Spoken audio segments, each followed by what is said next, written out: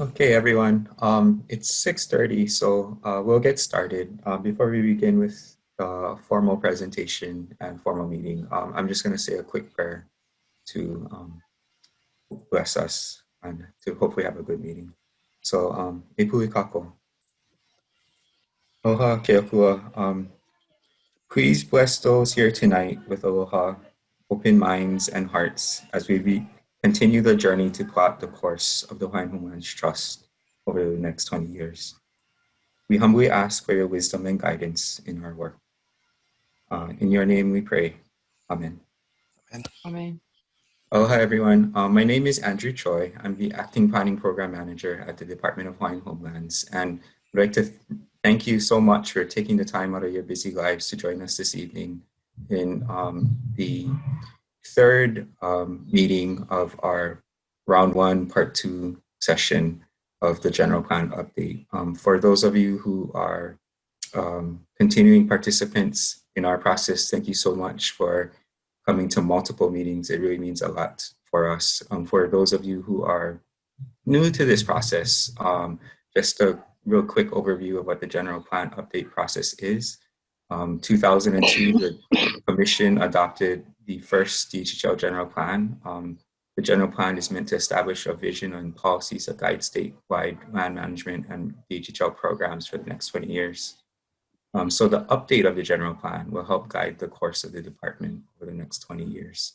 With us tonight, we have SSFM International, who will be helping put together the general plan for the department. They'll be collecting all of your folks' mana'o and trying to integrate everyone's mana'o into the general plan. Facilitating tonight's meeting is Jared Chang, who is the principal in charge. And with that, I would like to pass it over to Jared. Okay, thanks, Andrew. Like Andrew said, my name is Jared Chang. I'm with SSFM. For those of you new to this meeting process, welcome aboard. For those that are coming back from multiple meetings, welcome back aboard. All right, let's get into the agenda. Quick one. We have a lot to cover, so we're going to have a quick introduction. I'm going to have a quick overview of where we are in the overall process. We're going to report back what we heard from the first round of meetings on the draft vision statement. And then we actually have a draft vision statement prepared that we're going to share with you guys tonight. Next, we're going to spend the bulk of the meeting talking about land uses. So connecting beneficiaries back to the land. And we want to get to the breakout sessions after the presentation so we can get you guys input on that. And then finally, we're going to have a quick wrap up and next steps for everyone. Okay, so you guys heard from Andrew. He opened the meeting for us. We also have Julianne Cachola. She's a planner at DHHL. Hi, Julie. She's here too. And then from our team, SSFM International, we also have Melissa May, our project manager, senior planner, Malachi Krishak, and Matt Fernandez rounding out the team. We're all planners at SSFM. Okay, so just a quick reminder, part one. So we had 3 meetings back in March. They were all the same. We covered the project orientation and a bunch of visioning exercises to try and get to the elements that were incorporated into the vision. This is part 2. This is the 3rd meeting of 3 in part 2. We're presenting the draft vision and having a discussion on land use. And so I covered it earlier in the agenda, but we're summarizing where we are, introducing the draft vision statement to get your read on it. And then we're entering into the discussion of land uses for the general plan update. Okay, so just some quick rules for the meeting. First one, just to be respectful. Show aloha, treat others the way you like to be treated, and please don't interrupt anyone when they're talking. And this is important, keep yourself muted when not speaking. Next one, raise your hand and wait for the facilitator, me, to call on you, to mute yourself and then ask your question or make your comment, or you can just go ahead and type your question into the chat box. Third one, we have to all agree to disagree sometimes, and we accept that others may have different perspectives and opinions. And finally, just want to encourage everyone to have an open mind in this meeting. And hopefully you can take home some new ideas or new information about the general plan process. Okay, these are the Zoom meeting controls that you'll see on the bottom of your screen. If you don't see it, you have to kind of hover your mouse over the Zoom window. On the left side here is the mute and unmute button. It looks like a little microphone. On the right side is where you can click on participants, so you can see everyone that's in the meeting. But this is also where you can use the raise your hand function. So it's down there in the corner. You click on that, it'll show a raised hand, and then I'll be able to see it, and then I'll call on you in the order that I see it. And finally, on the far right, that red box for chat, you click on that, that opens the chat window. So you can go ahead and type your question or comments into that chat. But I only ask one thing, not to have sidebar discussions with other people in the meeting in the chat. We use it to make sure that we're capturing the right questions at the right time. So if it gets clogged up with sidebar chats, then that's hard for us to follow. Okay, and now we're gonna do the equivalent of taking a sign-in sheet, but we're doing it using menti.com. So right now I'm gonna ask that everyone in the meeting open up a web browser or grab your phone and go to your web browser there, you know, Safari or whatever, Chrome. Go to menti.com and enter in this code 736018889, and that's the code that'll lead you to the questions that we've set up for this meeting. We only have 3 questions. The first one is asking for your name and your email address. Don't worry, that's gonna stay confidential. The second one, we're just asking you what sort of status you are, if you're a lessee, if you're on the wait list or other. And then the final question, the third question is, where are you calling from? So we just want to know where you're located and where you're calling from. So at this time, please go ahead, get onto menti.com. Oh, looks like 10 of you are already on. Matt has posted in the chat a link to get there and the code. And looks like Kanani said to put the link. Matt, can you repost the link and the code? I think the last one went to everyone in the waiting room.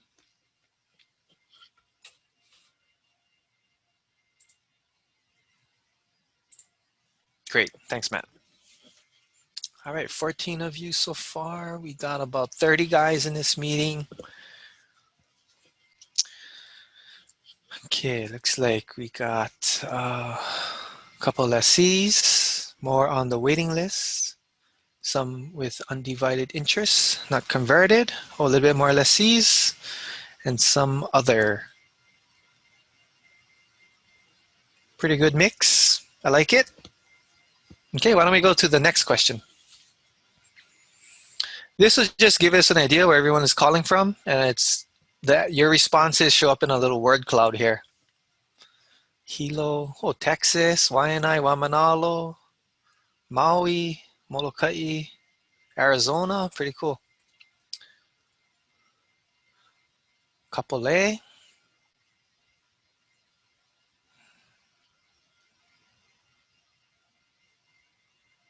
All right, we got about 20 responses. I think that's pretty good. Thank you guys for indulging us with the kind of virtual sign in and letting us know where you're calling in from.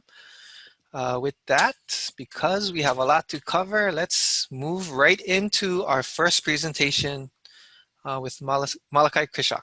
Go ahead, Malachi. Awesome. Mahalo, Jared. Hello, everyone. My name is Malachi Krishak. As Jared mentioned in the intros, I'm a planner, part of the SSFM team here.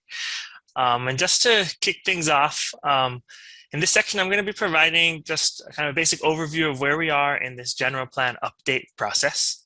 And then I'll also share some initial results from the first, the part 1 of this first round of engagement we're doing with beneficiaries. Just to get right into it. As you can see in this graphic, the general plan sets the policy direction for all of DHHL's plans, as well as its funding, legislative, and land use priorities. If you look at the bottom here, you can see there's also an evaluation program that we're developing as a portion of this update process. And the purpose of the evaluation program is to monitor success of the plan policies over time. So that's part of this process as well. And then overall, this, as you can see here, the general plan is a 20-year document. And it really serves as a guiding document for the department over the next 20 years. So it is a really important plan.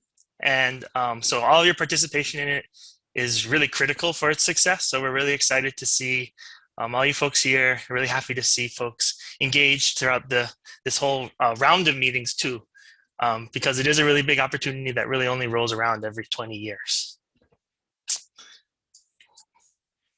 And then we also are asking you folks as we move through this process to think about how all these initiatives relate to you and how you've participated in them. You know, a lot of you have been involved in the island plans and regional plans, and now we can use that mindset as we are involved in this general plan update. So where we are in the process, this slide shows an overview of the project timeline.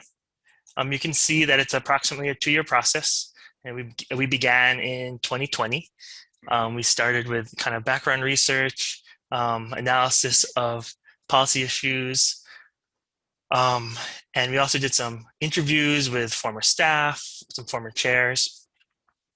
And moving into 2021, we're currently in the first round of the statewide beneficiary consultation, which involves 6 rounds of virtual meetings, which we had the first part in March, early March, which I think a lot of you were participated in, and then now we're in the second part here in April.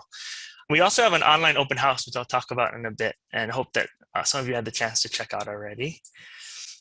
And then we're hopeful at the end of this year that we'll be coming back for the next round of beneficiary consultation to share the draft plan and review the draft plan with you folks.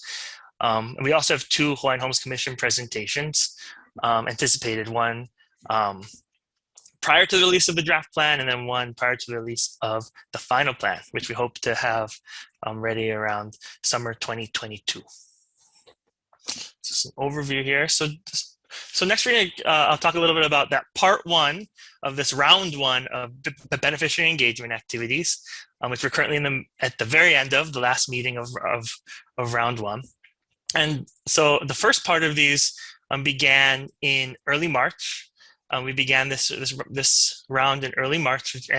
We launched a project website, included a project fact sheet, which is available up on the website. You all should have also received mailouts from the department announcing this general plan update and these round 1 meetings. So hopefully you folks received those. And then we had these round 1 meetings. The part 1 meetings were March 3rd, 8th, and 9th. And then we had the part 2 meetings. This is the last one of them, I think April 1st, 5th, and then today. We also have this online open house, which is still available and up for you folks to participate in through the end of this month. So it includes material from that first part as well as this meeting. So really encourage you to provide your mana'o and input on there if you have a chance to visit the website. We're collecting information in these meetings, but also hoping to collect more information through and mana'o from you folks in the open house. I also wanted to mention that the part 1 meetings are currently available for you folks to watch if you missed them on the DHHL YouTube. And they're also actually being rebroadcast on each island's public access TV stations. So like Olelo here on Oahu or Ho'ike on Kauai. So if you want to check that out, you can check your local listings. And then we'll also be doing the same thing with this part 2 of the round 1 meetings. So those will be available in the future. The part 1 meetings, like this round, they cover the same information over the first 3 meetings. The goal of that was to introduce the project, the team. We also wanted to gather input on the statewide, on the vision for 2040, which you'll hear about in the next section. And we also spent some time reporting on progress on the current general plan through a kind of evaluation report card, which you can view on the online open house. And we also discussed what goals from the last 2002 general plan you folks thought are still important and would like to bring forward with us in this plan process as we plan for 2040. On the right side, you can see kind of a summary of who attended the part 1 meetings. We had 155 attendees in those 3 meetings.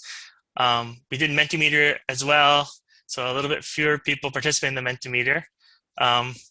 We also had 131 people visit the online open house. That's from a couple of weeks back, so hopefully more so since then. A few more kind of results from that meeting. We did the same thing as we did in this one with the sign-in. So you can see, as you know, the larger the text indicates which areas were most represented in those round 1 meetings. So you can see Maui, Kapolei, Hilo, Waianae. We also had folks, I think, from Germany was in there, California, so from all over.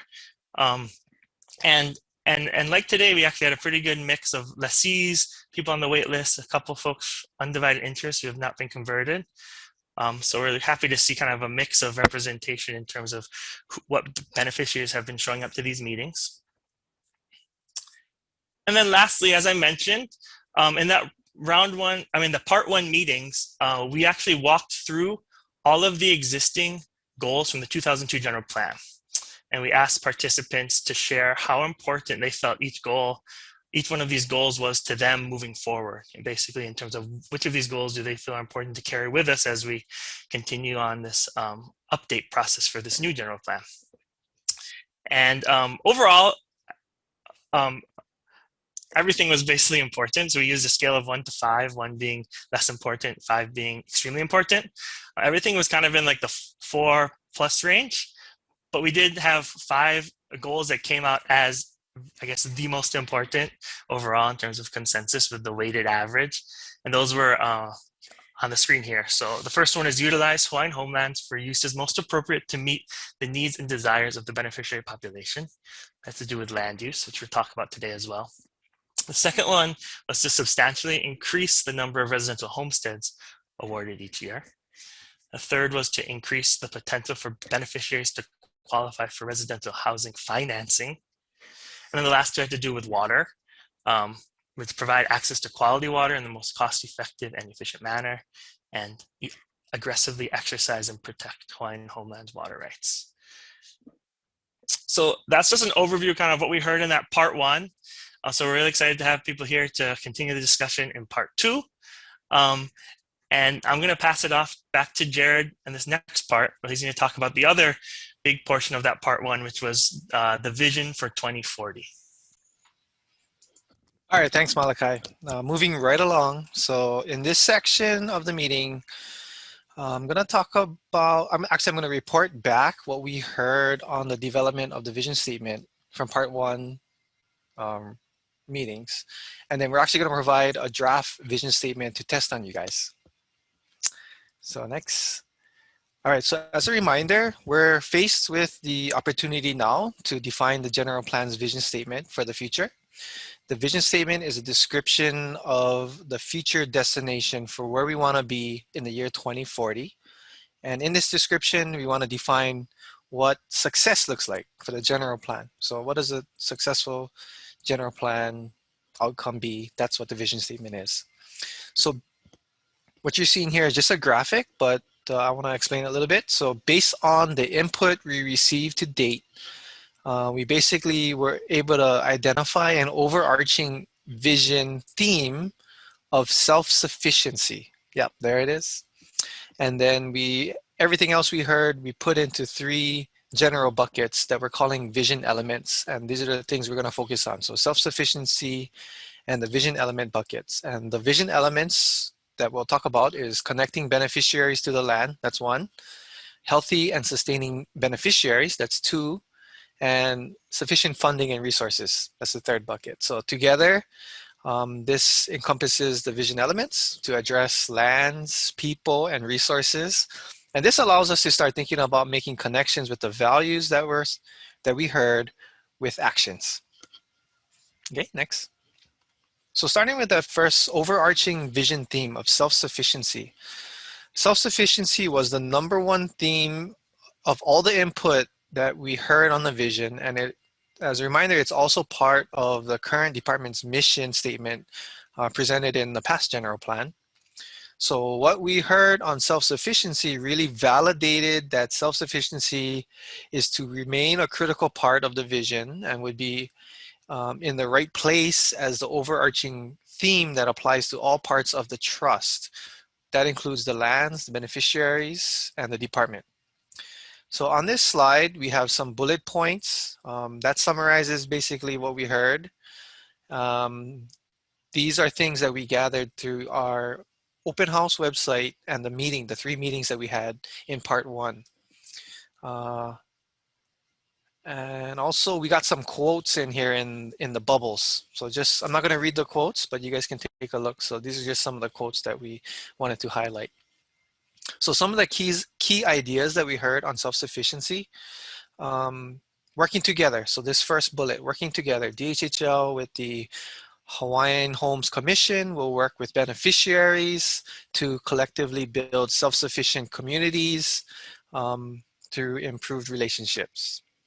The second one, feeding ourselves and our community, was voiced by many participants. Third, having economic development plans and opportunities for homestead communities was another important theme under the self-sufficiency umbrella. And then finally, contributing to sustainability and food security, not just for beneficiaries, but for all of Hawaii to see as an example on how to do it right, was another vision theme under this self-sufficiency. Okay. Next, so vision element 1, this bucket that we're saying is important, connecting beneficiaries to the land. The first bullet here, this really includes addressing the wait list to get more beneficiaries on the land. Part of that means providing a broader mix of housing opportunities and options. Then placing beneficiaries on the land means more than just having a home. It's about building stronger, more resilient communities that are more connected to the land. And then in turn, people will be taken care of by the land.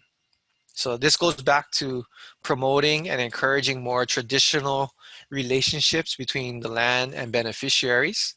That's related to self-sufficiency in traditional practices.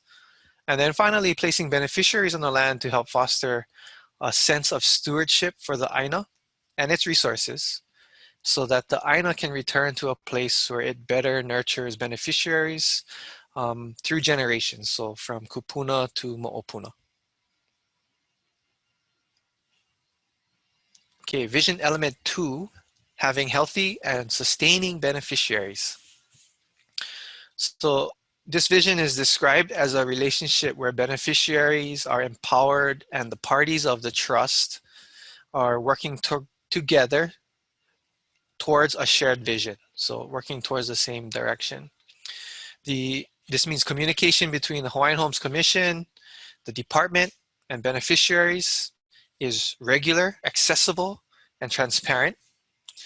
This also means there are better and more programs that help beneficiaries' needs into the future. So better targeted to beneficiaries' needs. Beneficiaries are also empowered through better advocacy and have more of a voice in the leadership direction of the shared vision. So kind of like being described as being in the driver's seat for choosing your own leadership. In this, beneficiaries envision a future that fosters and supports traditional Hawaiian lifestyles in addition to more education around Hawaiian values and culture for beneficiaries, for DHHL staff, and commissioners.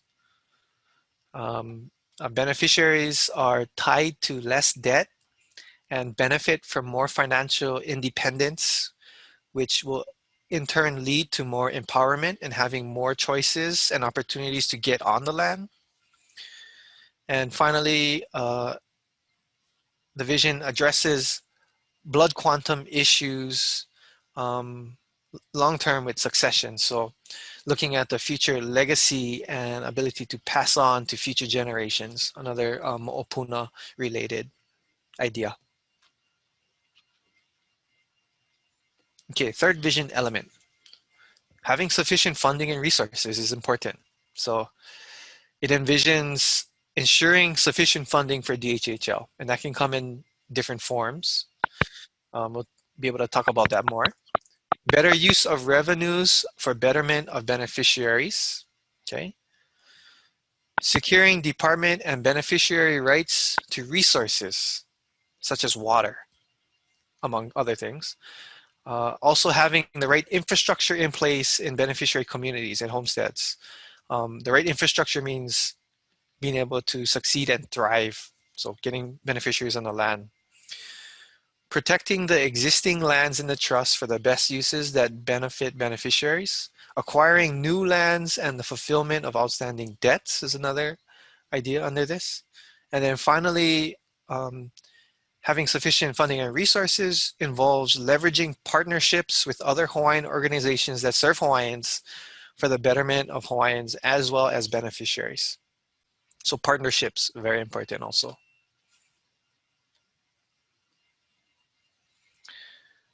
Okay, the next two slides, we're just showing a couple of word clouds.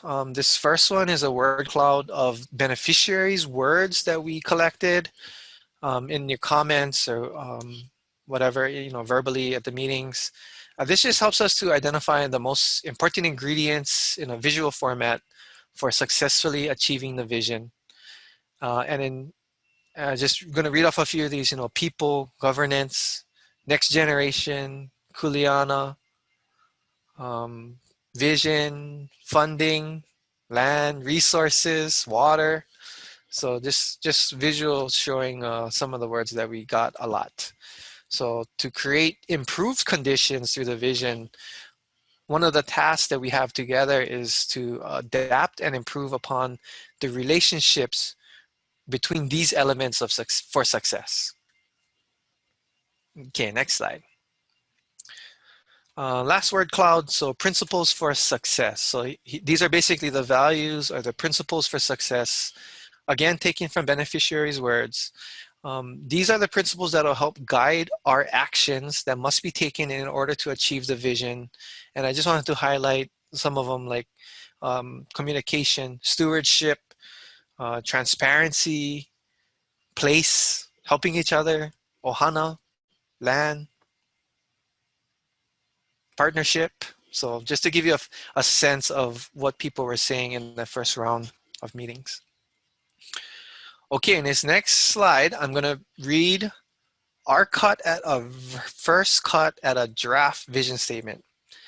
So this is not set in stone. We're just testing this on you guys based on what we heard. So I'm going to say that, just remind you, this is under the overarching theme of self-sufficiency and the vision elements of connecting beneficiaries to the land, healthy and sustaining beneficiaries, and sufficient funding and resources. So under that premise, here goes. I'm going to read this. In the year 2040, we envision a Hawaiian Homelands Trust, Department of Hawaiian Homelands, and beneficiaries who are thriving, self-sufficient, and connected to one another and to the Aina. Trust lands are nurturing and sustaining family homesteads, agricultural, pastoral, and other sustainable commercial activities, and active partnerships are in place to responsibly steward the natural and cultural resources. Beneficiaries are thriving on the land after receiving leases and are engaged in activities that strengthen and empower their communities. Education, resources, and technical support are available to promote greater economic opportunity, choice, and control. Beneficiary communities are places of healing, connection, and cultural grounding, which are cared for and passed on from kopuna to mo'opuna. DHHL has adequate resources to support the continued advancement of Native Hawaiians through connection to and care for the land. Communication with beneficiaries is transparent and collaborative, and the actions and decisions of the department are grounded in aloha and Hawaiian values. All of Hawaii benefits from the leadership of beneficiary communities through their connections to the land and care for their communities, which inspire and contribute to sustainability and resilience across the islands. Okay? All right, that's my presentation on what we heard and the draft vision statement. Now we're gonna be using Zoom Zoom's polling feature, and then we're just going to walk through each of the four elements, I guess, overarching theme and 3 elements. So we're going to walk through each one. But before we do that, okay, so here's what you're going to see. If you're on a desktop on this left side, you're going to see the polling question pop up like that. You can just click yes, no, or the other one. And then submit, I believe. Or if you're on your phone or your iPad, it's going to look like the right side here. That's what the question is going to look like. Pretty straightforward, I think. Okay, so I think we can move to the next slide, yeah. So what we're asking at each vision element basically is, how does it sound, How does this resonate with you? Does it resonate with you? Yes, no. Or if you're not sure, the other answer we're providing is, I want to take a closer look in the open house. And so we have all of these slides and presentation in the open house that you can go and take a closer look and actually leave comments there also. Then after each one, I'm going to open it up for a discussion before we move on to the next one, if anybody wants to say anything on their mind. All right, you guys ready? Ready to go? Slow down, not sure. Okay. Excuse me, what Zoom link are you talking about? It's just going to show up, it's going to pop up on your screen when we have a polling question. So there's no outside website. We're done with Mentimeter. Everything is just in Zoom for the rest of the meeting. Okay, thank you. Yep. And Donna, sorry I'm going so fast. We have a lot to cover this meeting, and I don't want to, I want to get to the other sections too. So why don't we go ahead and do the first one.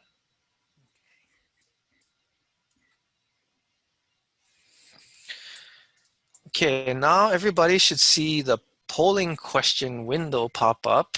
The question again is, how does this resonate with you? And we're focusing on vision element number 1, connecting beneficiaries to the land. And I'm just going to read the part of the draft vision statement on the slide that kind of speaks to this. So, trust lands are nurturing and sustaining family homesteads, agricultural, pastoral, and other sustainable commercial activities, and active partnerships are in place to responsibly steward the natural and cultural resources.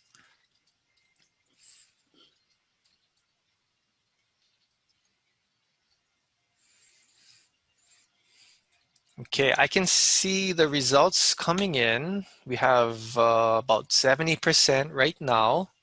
We're just going to give it a few more seconds to see if we get more guys to answer the poll. And then Malachi is going to show everyone the results, and then we can open up for a quick discussion.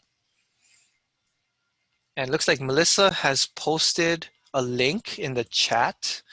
If you want to click on that, you can see our draft vision statement that I had in the previous slide. Is that correct? Yeah, got it. All right, we got over 80%. That's 33 out of 40 people. I guess that's all of you guys. We got about 5 guys from the team. Why don't we go ahead and show the results for this one? Can you do that? Okay, looks like 64%, or about 21 of you, about half of you, over half. This does resonate with you. About 4 of you, 12%, said no.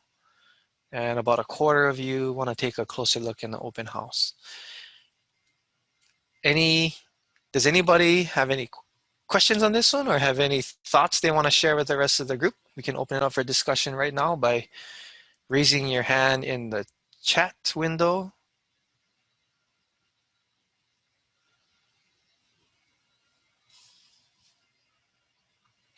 Going once. Going twice. Nope. Okay. Why don't we go to, Millie, go ahead. I see your hand up. Okay, go ahead. Wait, I have a question. What are the benefits for what you said? Any ideas with connecting beneficiaries to the land currently? Any specific ideas? No, we're not quite there yet. So what we're trying to do with the vision is just try to paint the picture of what success looks like in the year 2040. So this is the result. The actions to get there comes later in this process. Okay. Yeah, so we'll get there. Mahalo. We'll get there. Mahalo. But maybe it would help them to give an example. I don't know. Go ahead, Julie. Yeah.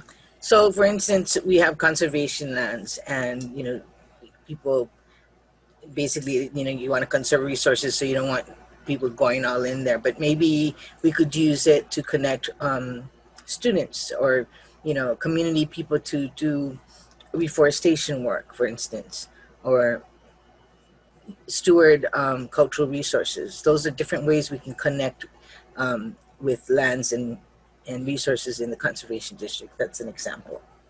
Okay, great. Okay, Hale Aloha. I see your hand up. Go ahead. You can unmute yourself. Unmute.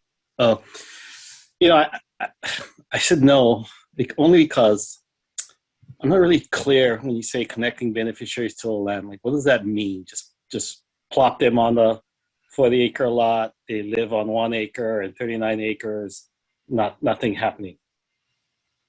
I would prefer it to say connecting beneficiaries to their responsibilities to the land. Cool. That's more meaningful than just, because what this tells me is, yeah, you just put them there. There has to be a sense of responsibility, and it's a two-way street. And a lot of other things that are being said are recognizing that. But that has to me, Good point. be part of the connection. It has to be on a basis of responsibility. Otherwise, you're 40 acres, everybody in the house looking at the electronics, and you're collecting old used cars and trucks in your yard. I hope that's not what we want to do. No, I mean, the idea was that we have these homestead leases, but there's other ways that we can connect people, beneficiaries to the land. I really like that addition that you're offering. Halealoha, mahalo. That was my thought, mahalo. Yeah, I like it too. And I think some of the flavor is there when we talk about when beneficiaries are talking about kuleana to the land too. So I really appreciate that. Thank you. Okay, Maggie, you have your hand up. Go ahead. Aloha, can you see me? Yeah, Yes.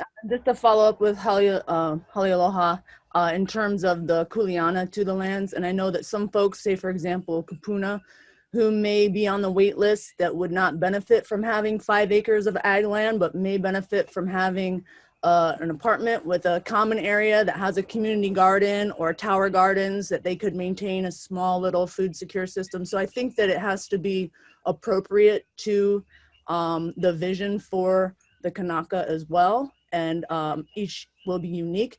But I do think that maybe, like you said, one question that I had would be, along this line, after the draft is complete, are there going to be action plans implemented to drive out the vision? I think some of those things would come along in that area if we're going to create action plans for implementation. So just wanted to confirm or clarify that action plans will be created to do the connection.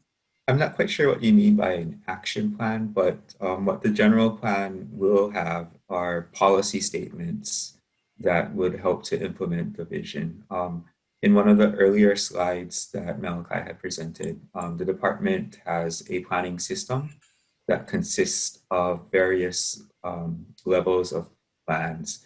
So the general plan is the central document that helps guide the rest of the plans in the planning system. So for instance, we have our island plans that help direct where the department will develop on a particular island. It will also articulate what the department's land use policy is for a particular tract of land based on beneficiary input, as well as the suitability of the land.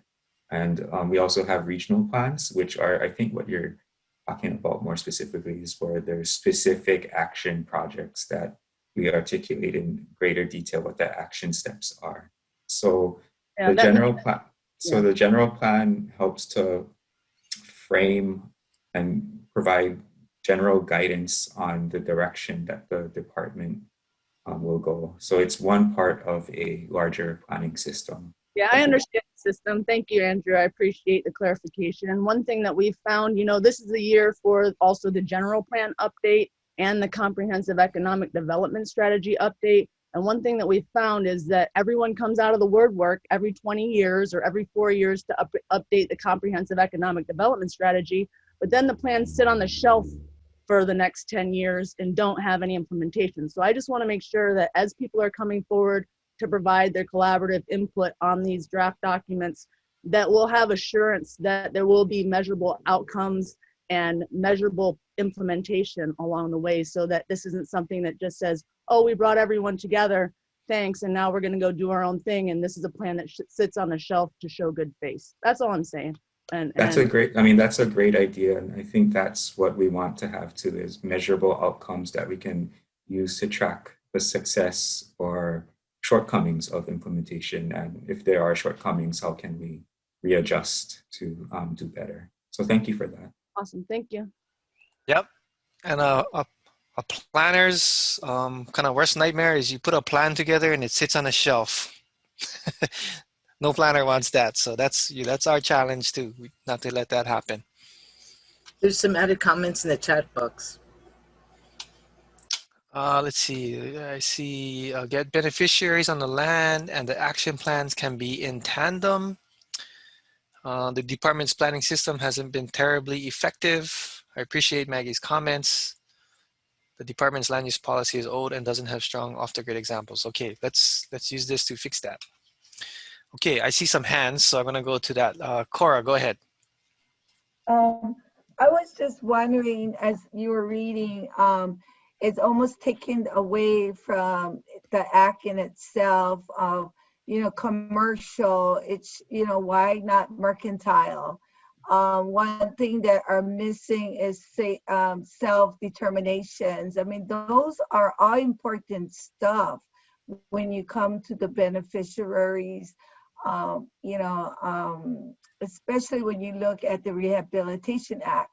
I know that we're talking about land, but they all work all in jointly together. And so I was just wondering,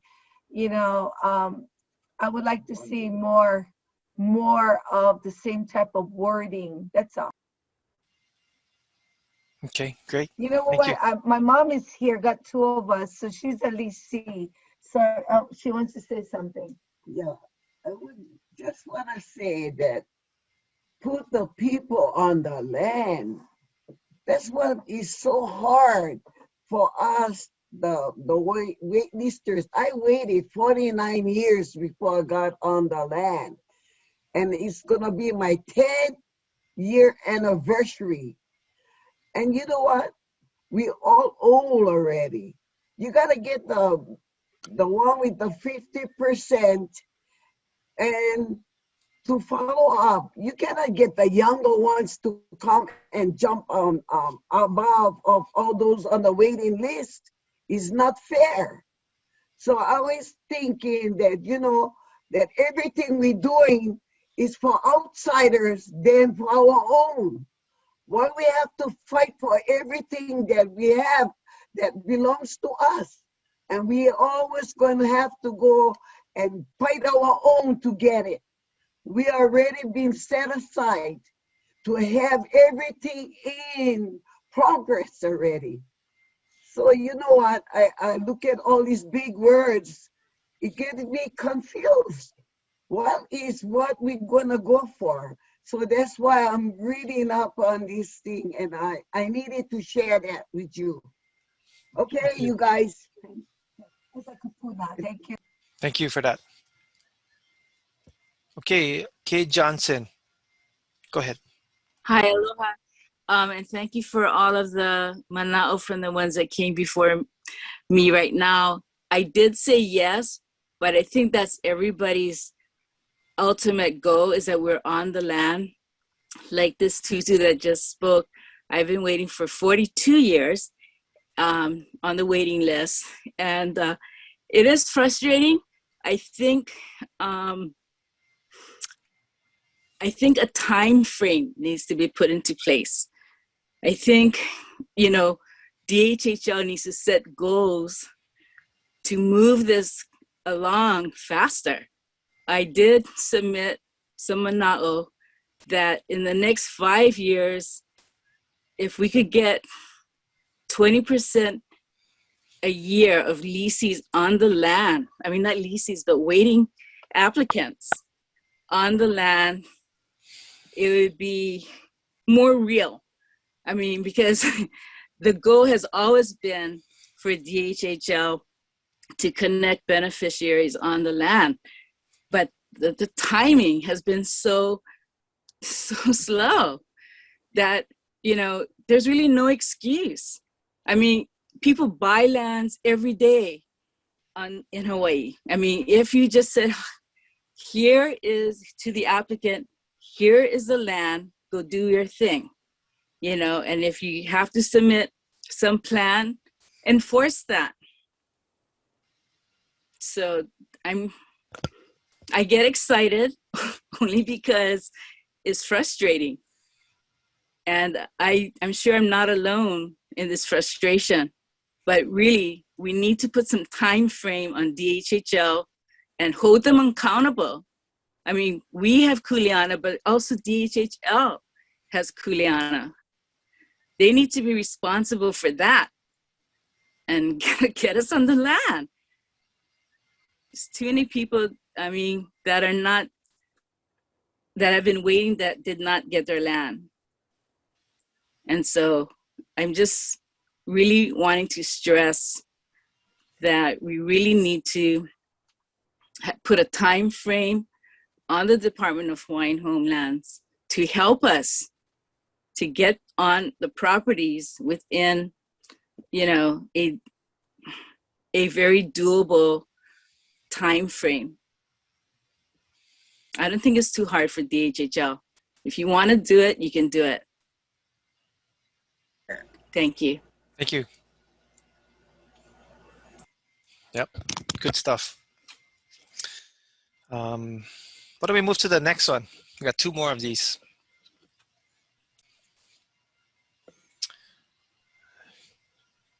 Okay, so you should see the next question. Same question.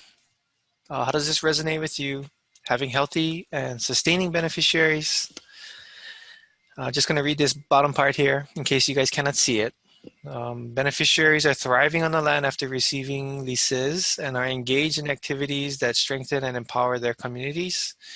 Education resources and technical support are available to promote greater economic opportunity, choice, and control. Beneficiary communities are places of healing, connection, and cultural grounding, which are cared for and passed on from kupuna to mo'opuna. It's part of that legacy idea.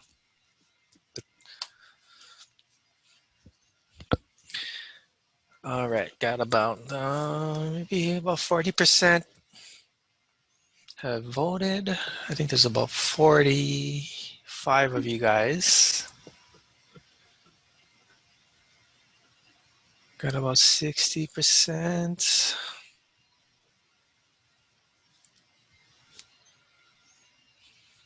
Okay, we're gonna give it about 5 more seconds.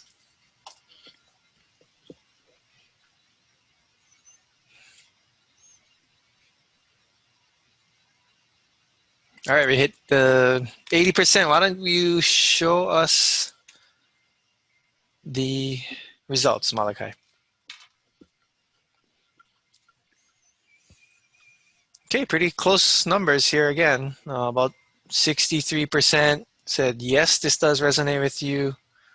8% or 3 people said no.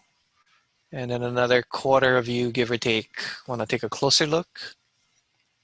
So pretty close to the last one.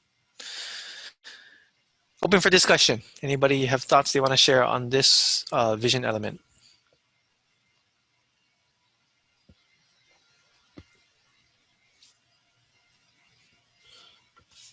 I don't see any here. Maggie, you got your hand up? You want to say something? Yeah, real quick. You know, I think that I saw in the chat, you know, the in quotes, after receiving leases. I think there are also ways that beneficiaries are, you know, they can thrive before, in ways that we can connect them. I mean, there should be opportunities for folks that have ag to become ag hubs There are things we could be addressing in terms of climate change. We use sustainability, and I know Mitch has also gone through the whole sustainability summit or whatnot. But I want to make sure, again, that these are not just buzzwords with regenerative and building capacity and sustainability. You know, sustainability is doing less damage than we've already done, but we need to be thinking regeneratively and moving things towards more of a circular economy where people that, whether they're beneficiaries or not, if they're provided with opportunities to have civic engagement within Hawaiian homelands, whether that be through INA-based healing, education, like you said, resources, but while they're on the list and we're working that through in a more timely way, we could be also providing these resources where they could build capacity in the meantime as they wait. So that's just something that came up. Excellent. Excellent idea. Thank you. I like it. Next, we got Blossom. Go ahead. Yeah, I think Maggie just took the words right out of my mouth. The objective of the vision is to essentially create this big, humongous picture of all the things that beneficiaries want to see happening with the trust lands. And I think that lessee should not be, or beneficiaries shouldn't have to wait to gain a benefit, wait to get a lease before they can get benefits from being on the Ainaya. So there are very talented practitioners who are beneficiaries who can actually lead the way in resource management, in agricultural practices, in pastoral uses, shoreline management. But yet there is no mechanism in place for these beneficiary groups to be able to access the land, to be able to start doing these things. So when we talk about this vision, Jared, what I think what we should be doing is expanding that vision a little bit more and not limit the conversation to just leases. The other thing is that a majority of the vision is couched in residential developments. And you have agricultural opportunities, pastoral opportunities, and aquaculture opportunities that have never been developed for Hawaiian homes. And I think we need to start taking a look at those other uses when we're talking about healthy and sustainable communities.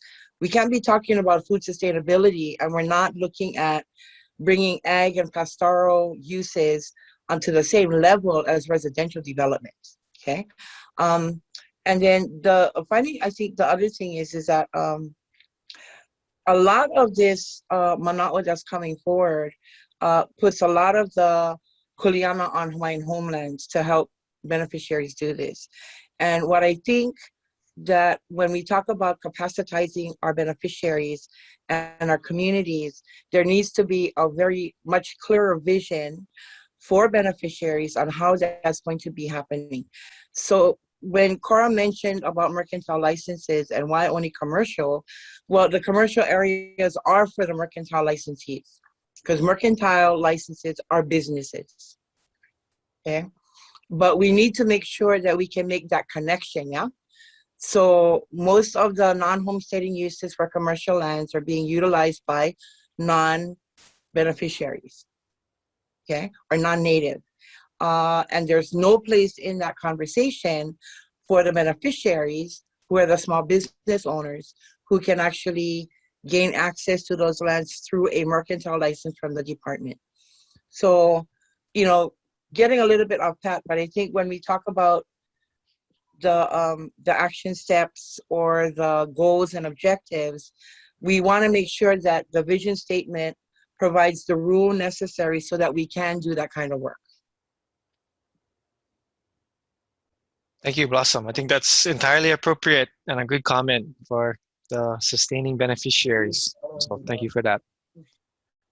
Before, I'm gonna go to Cora next, but before that, Laverne had a comment, I think in a chat that I'm just gonna repeat. You know, she said, when we say kupuna to mo'opuna, to also acknowledge there are other qualified ohana connections also. So I think that's important. Okay, Cora, go ahead. Aloha, thank you. You know, Auntie Bassam and also Maggie had really hit some major good points. I did want to say that when we start looking at land use, in particular this here, you know, Kuleana in itself has its own land use, and it should be somewhat identified in this pie chart. Later on, you're going to reach, but they need to be identified as Kuleana land because it has its own way of somewhat living. It's a whole different style of living, like but anyway, I just wanted to say that. The second thing I want to say is that in the interim, like Maggie was saying, like a hub, while the waitlisters are waiting, in practice, there's nothing that's made available by DHHL unless it's initiated by the beneficiaries. They got to let them know whatever. But unless you're an association, you can go for grants. And with these grants, you can provide capacity and training to have these financial literacy done, have all these different skill building in preparation to get a land whenever they would get awarded, you know. And so that's not happening in practice. It's not happening. It's only happened unless you're connected to an organization, a Hawaiian Homestead organization. That's the point I want to make. And Maggie shared a really good point. What are we doing in the interim waiting? How are we rehabilitating our skills? That's it. Yeah, thank you for that. That's good comments. I'm hearing some good things too.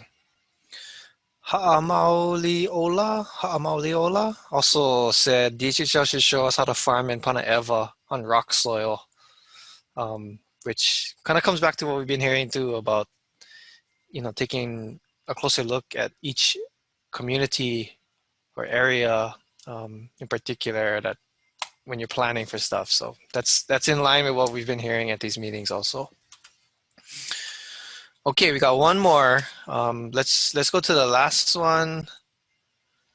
And then I do want to try and get to the land use discussion part as soon as we can. So last polling question.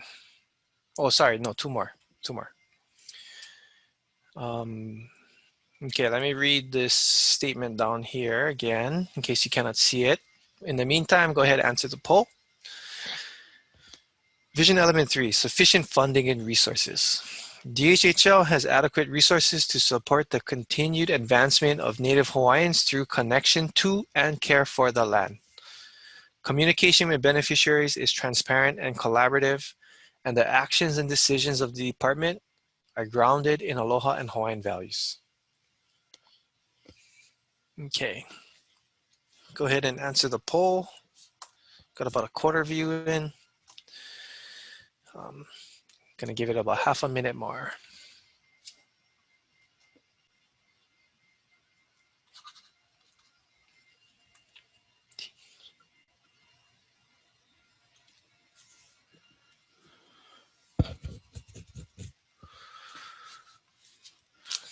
Okay, gonna go about 10 more seconds. So answer the poll. Got about 5 more seconds. Okay, most of you have answered. Oh, sorry, somebody doesn't see the poll. Why don't we go ahead and show the results.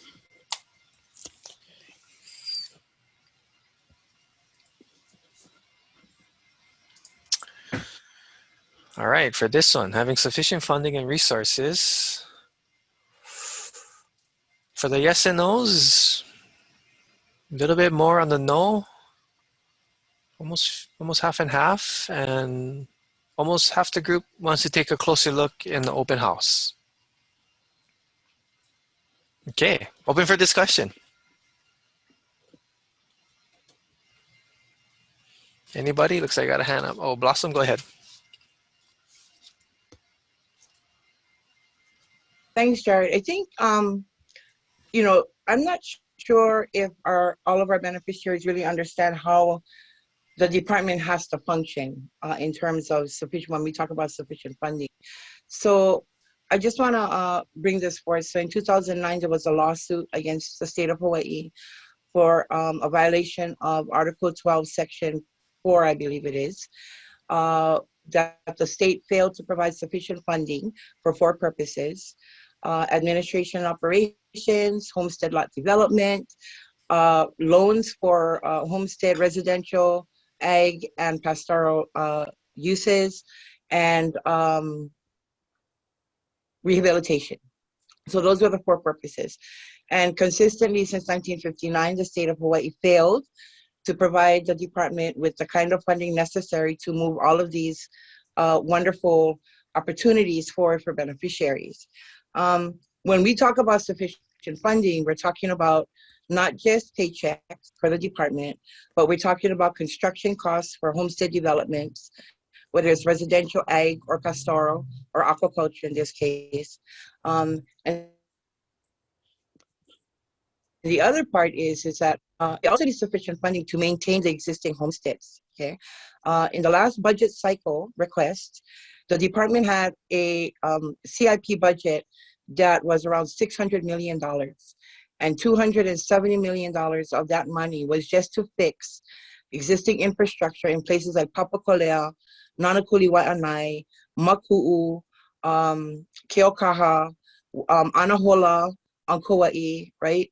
And so, and these are Molokai water system is a really good one.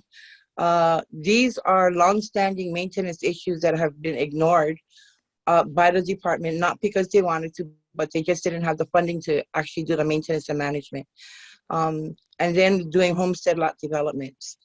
So I think that, and part of that sufficient funding challenge is that when beneficiaries don't come forward and testify at the state legislature in support of that budget, the department never gets what they're asking for, okay? Their budget they submitted this past session was $671 million. I believe that they're getting like 73 million. So what that means is that under $671 million, or about 411 million of that money, was for homestead lot developments, residential and ag across the state that would have been resulted in about 1,700 new homestead lots, okay? $73 million is nothing, okay? It'll work, it'll help maybe 5 of those homestead areas, okay? So we just lost an opportunity to see over 1,000 homestead lots come to fruition because we're so busy painting the target on the state agency that we fail to recognize that without partnerships from the legislature and other administrative agencies, we're stuck. And it's the beneficiaries that end up suffering for the lack of, right? So I think, you know, more discussion in the next round, Jared, needs to happen around the whole funding issue and the process. And I think that it'll open up a lot of eyes as to really how the department is being forced to function under the state. Thank you. Thank you. Yeah, I mean, we can all acknowledge, you know, the constraints when you don't have sufficient funding. You can only do so much, and having that kind of a gap between what you say you need and what you get is significant. Okay, any other comments for discussion on this one? Otherwise, we got one more. Why don't we go to the last one? This is the overall theme for the vision statement, self-sufficiency.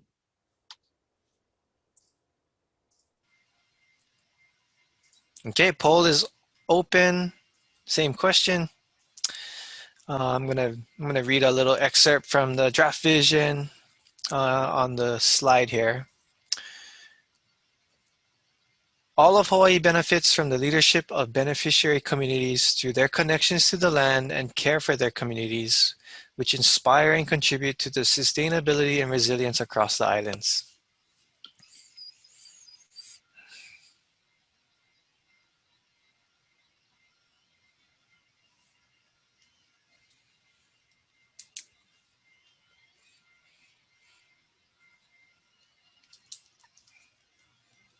Okay, gonna give it about 25 to 30 more seconds on the poll. Got about half of you guys voted so far.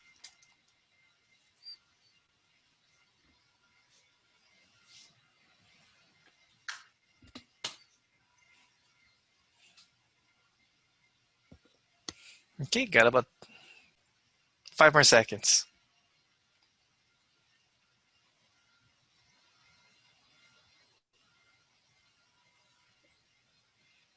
All right, why don't we show the results? Got about 80% of you guys have voted, so almost all. Resonate with you. The theme of self-sufficiency, 42%, no, 29%, so about a third of you, and another third wants to take a closer look. Open for discussion. Any thoughts on this? I really like to hear from the people that said no for this one.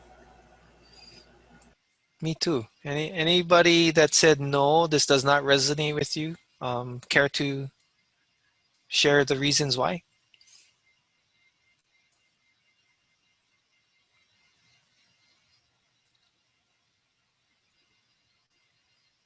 Nope.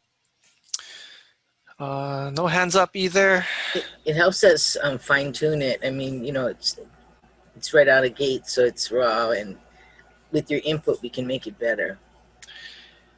And I would just say, you know, if you don't want to say in the meeting, I would encourage you to let us know for all the no's or even the yeses. Go to our open house and you can leave comments there on, you know, basically the same questions we're asking, that you can take your time and respond to them. So give us your input in the open house, please, please, please. And tell everybody about the open house too, and drive more people to it. The more the merrier. We're really trying to resonate, right? We're really trying to get it right. So, yeah, help us. Yeah. Hi. Laverne said it's Hi. Who was that? Somebody got it? Go ahead. Yeah, can I share this? My name is Leilani. I live in Panaeva in Hilo. I'm not sure that I'm understanding the statement correctly first. Oh, shoot. Leilani, sorry, I muted you. I was trying to mute somebody else. Go ahead, unmute yourself. There you go. Okay, so I'm not sure if I'm understanding the statement first of all. So maybe that might be a lack of knowledge on my part. So this is I'm just going to explain what my interpretation of this is that like I'm looking at places that DHHL rents out as commercial property, right?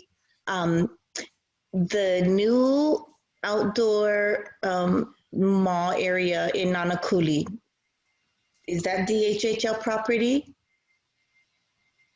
Okay, so with that, I'm not sure what the agreements are as far as the lease, who does the real estate, who's paying DHHL to have that area.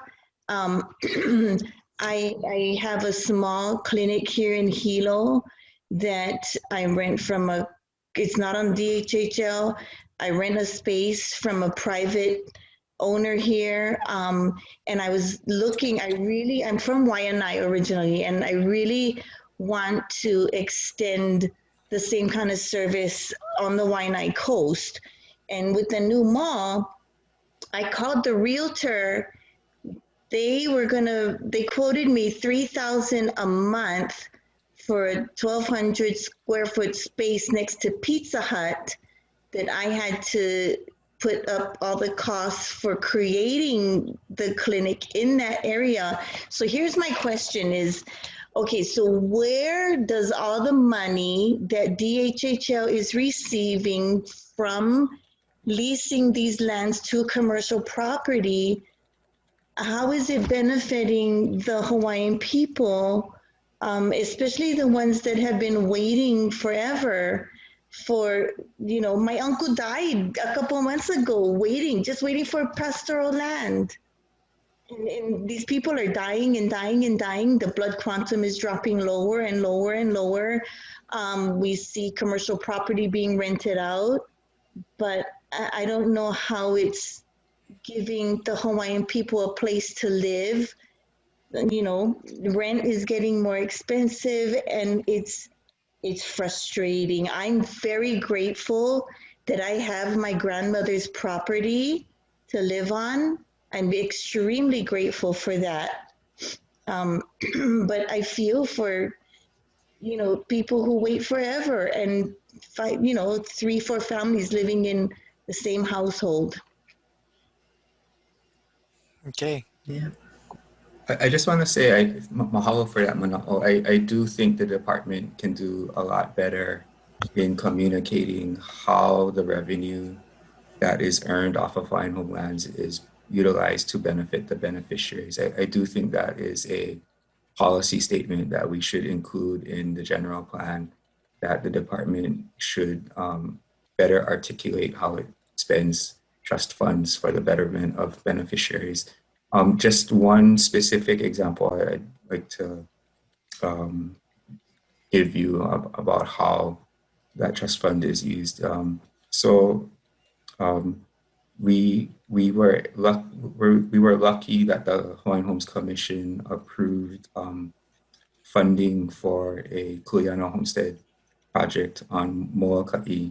That money comes from the trust funds that are generated off of Hawaiian homelands. So that's just one particular example of how trust funds are used to help get people off of the waiting list by helping with the planning studies that are needed to be able to award homestead lots on DHHL lands. But we do need to do a better job of articulating how we spend trust resources so that beneficiaries can see the benefit from those revenues. Okay, thank you, Leilani and Andrew. So I had next Ekolu, Ron, and then Cora. Go ahead, Ekolu. You can unmute yourself. Aloha. So I'm actually one of the guys that actually voted no. So just reading the statement when it says all of Hawaii benefits from leadership of beneficiary communities. So my thing is, like, how are we going to even find that the leadership in it when a lot of our leadership in communities are already, like, kupunas already and like kind of already ready for, like, I hate to say it, but like pass away. But nobody, young kids nowadays, don't even listen to them anymore. So how are you as a community gonna stay connected to the land when you got the young kids not even listen now? They're at a blast their music, do drugs, steal cars, and hide them in homestead instead of actually trying to inspire or contribute to sustain homestead lands. When most of them only like that kind do corrupt stuff, and even after that, their homes get taken away, and then the home get put on the lot, and nobody even live in them now. I mean, this is me growing up in Waimanalo to moving away to coming back and still get same people doing the same stuff. The yard is actually one junkyard now, and not even can even benefit anybody. So I mean, that's just my Manalo for now. That's what I'm reading off of this. The all of Hawaii not really standing together at all. Mm. What do you think would inspire these younger ones? I mean, what are they missing that they're just gonna be going down this other route that is going nowhere fast? How can we inspire them to want to aspire to better? I mean, for me, I think it would be good if you can actually have like a community, actually an actual like center in the middle of each homestead, to where it's a mandatory thing where you gotta go, you gotta learn new stuff, and not actually give them an option, because you give them an option, they're always gonna pick the out. They're not gonna actually be like, oh yeah, I'm going to help my community, I'm going to help my family and all this stuff. But in reality, they rather do all the stuff. You know, that's really interesting you say that, because usually there might, if we do something, there might be a requirement for a lessee. But what you're talking about is like the whole family, right? I mean, you're talking about, yeah. That would And be not good. just the one person, because Right. you give the one person, then young kids will be like, oh no, they can go. Yeah, yeah. But then if it's a mandatory thing to where the household, the whole household, whoever live in the house, gotta go, then that could actually probably inspire them for learn like, hey, I can actually do this kind of stuff. It's actually easy, than actually hard. So You got other people liking that idea in the chat box. oh, mahalo. It's real, yeah. So I like that idea too. I thank you for that comment. That was great. Okay, next I had Ron. Go ahead. Can you hear me? Yes. I'd like to give a shout out to Leilani Kerr. Hi, Leilani. I haven't seen you for a while, but I support her argument also, because I myself have been approached by about maybe a half dozen Hawaiians who have successful businesses, but want to lease Hawaiian homelands. But they're finding out they have to pay a premium on their own land. You know, their logic is, I'm a beneficiary, that's my land, why do I have to pay the same rate as other? And I support that if Hawaiians want to start their own business to be self-sufficient, they should not have to pay what everybody else has to pay. They should pay much, much less to give them an edge to succeed in whatever business that they want to do. That's my manao. Thank you.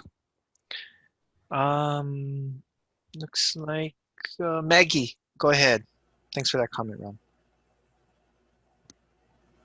Yeah, I just wanted to chime in with Ikolu's statement, because I believe, I mean, it is such a frustrating scenario. You know, I'm 40, I have Hawaiian homes because my father, 100% Kanaka, passed away. Now, he passed away on his own. We found him 2 weeks later. My brother, he just went and did the same thing. Passed away, I go check on him. I had to have my bail recovery team kick the door in, and they found him a month decomposed on the property, right? So now I'm maintaining, clearing, bringing it back up to speed. But one of the things is we have vision and we shoot for this North Star, identifying the barriers that are holding the problem in place. I'll tell you, I co-chair Vibrant Hawaii's resilience hubs for the economy stream. In July, we wrote for CARES funding, and we were able to pop up 40 hubs around the whole island. What this did was expose gaps. Now what we're doing, we're going to start seeing this is way bigger than DHHL. This is a whole issue, island-wide, statewide. You're starting to see 10-year-olds that can't read and they're just getting passed. You know, this brings in the DOE. What is their responsibility, right? Everyone has kuleana, departments, organizations, individuals alike. So if we can start providing the opportunities, you know, I just hired someone, maybe high risk, right, to clear out the shed, go to pay him, found out he's in jail, right? So now I'm his bail bondsman as well, but here we go. This is the way it happens, folks. So now we have ag land. Can we actually do multi-purpose things where we're doing INA-based recovery and healing? You know what I mean? Like there's transitional housing with our workers' quarters. Can we provide transitional housing to actually get people back on the land so they don't have to spend over 30% of their income, 40% of their income just to buy a house and get on the land? You know, obviously meth is a huge issue, but once that rewires the brain, and then you have people in the midst of a pandemic, do you know how many people have bought property sight unseen from the mainland, from the continent, coming over, importing demographics, and now they'll have voting rights? Meanwhile, 50 percentile blood quantum, where else do you go in the world where they ask you, oh, how American are you? First of all, Hawaiian is a nationality, Kanaka is an ethnicity. We need to address the problems where they're at the root so we can build capacity and give hope back to our people. People are losing hope, and we need to have ways that we can remove the barriers that are holding these problems in place and actually show some semblance of self-sufficiency that is on the horizon, because it's happening, but it's a slow and frustrating process. And for us young ones that are out there trying to do it, I'll tell you, it's a freaking headache to try to break through everything that's going on out there and to have some type of semblance of hope in the end. So I'll tell you, from every angle, I'm seeing it, and we need to have those opportunities to make sure that Hawaii does benefit, and the people that are coming here under a new narrative of what it is. What is Hawaii about? This is not Disneyland. We have 11 out of 13 climate zones on the Big Island alone. We need to look at our past to inform our future and move forward with native intelligence and innovation hand in hand. You know, so I don't know, I could go on forever, but Ikolo sort of got me heated on that one because it's very true. We need to address the barriers and remove them together. Yep, I can appreciate everything you just said. Thank you. Okay, Hale Aloha, go ahead. I was waiting. I didn't vote on this one because I had a hard time understanding it. You know, all of Hawaii benefits. When I first started reading that, it made me think of the Admissions Act, 1959, because there was a condition in there that the federal government said, okay, in the state of Hawaii, if you want you want membership in the union, then you'll be made responsible for the management of the Hawaiian Homelands Program. And so Hawaii benefited, all of Hawaii, from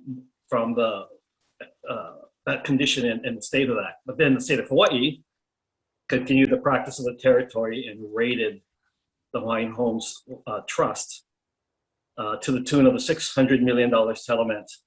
And imagine what the real cost of the value of the lands that were taken without compensation and oftentimes without even permission from the Hawaiian Homes Commission.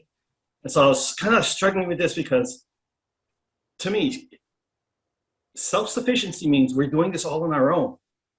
Why would we want that? Because there are other entities that are also responsible, that have a role in the implementation of this program, namely the state of Hawaii and the federal government.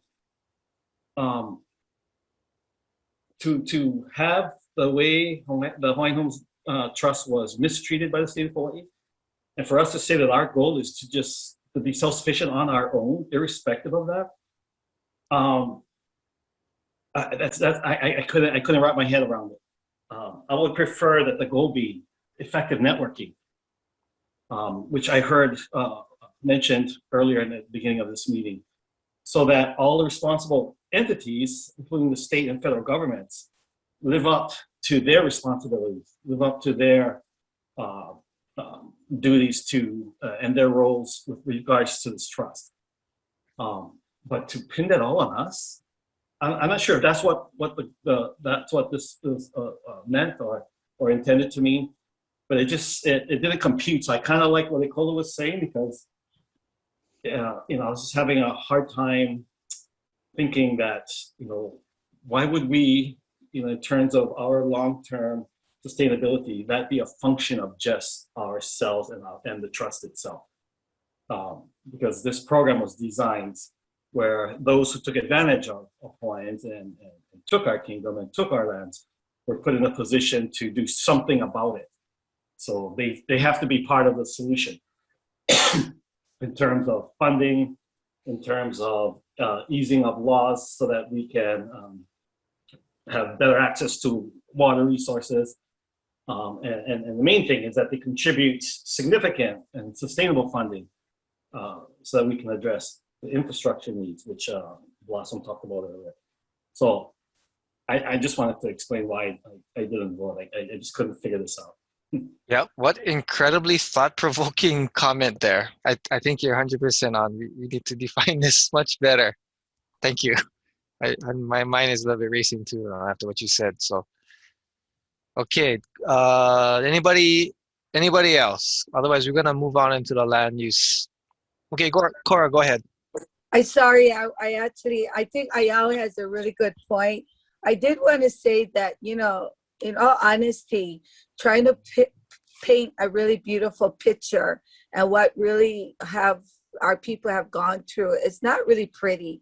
And we have to call it what it is, and not really paint a really beautiful picture that doesn't reflect what is actually happening to our beneficiaries. That was one point I wanted to make.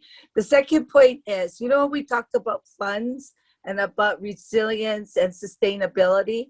You know, not to put salt in anybody's wound, okay? That's not my whole intention of bringing this up.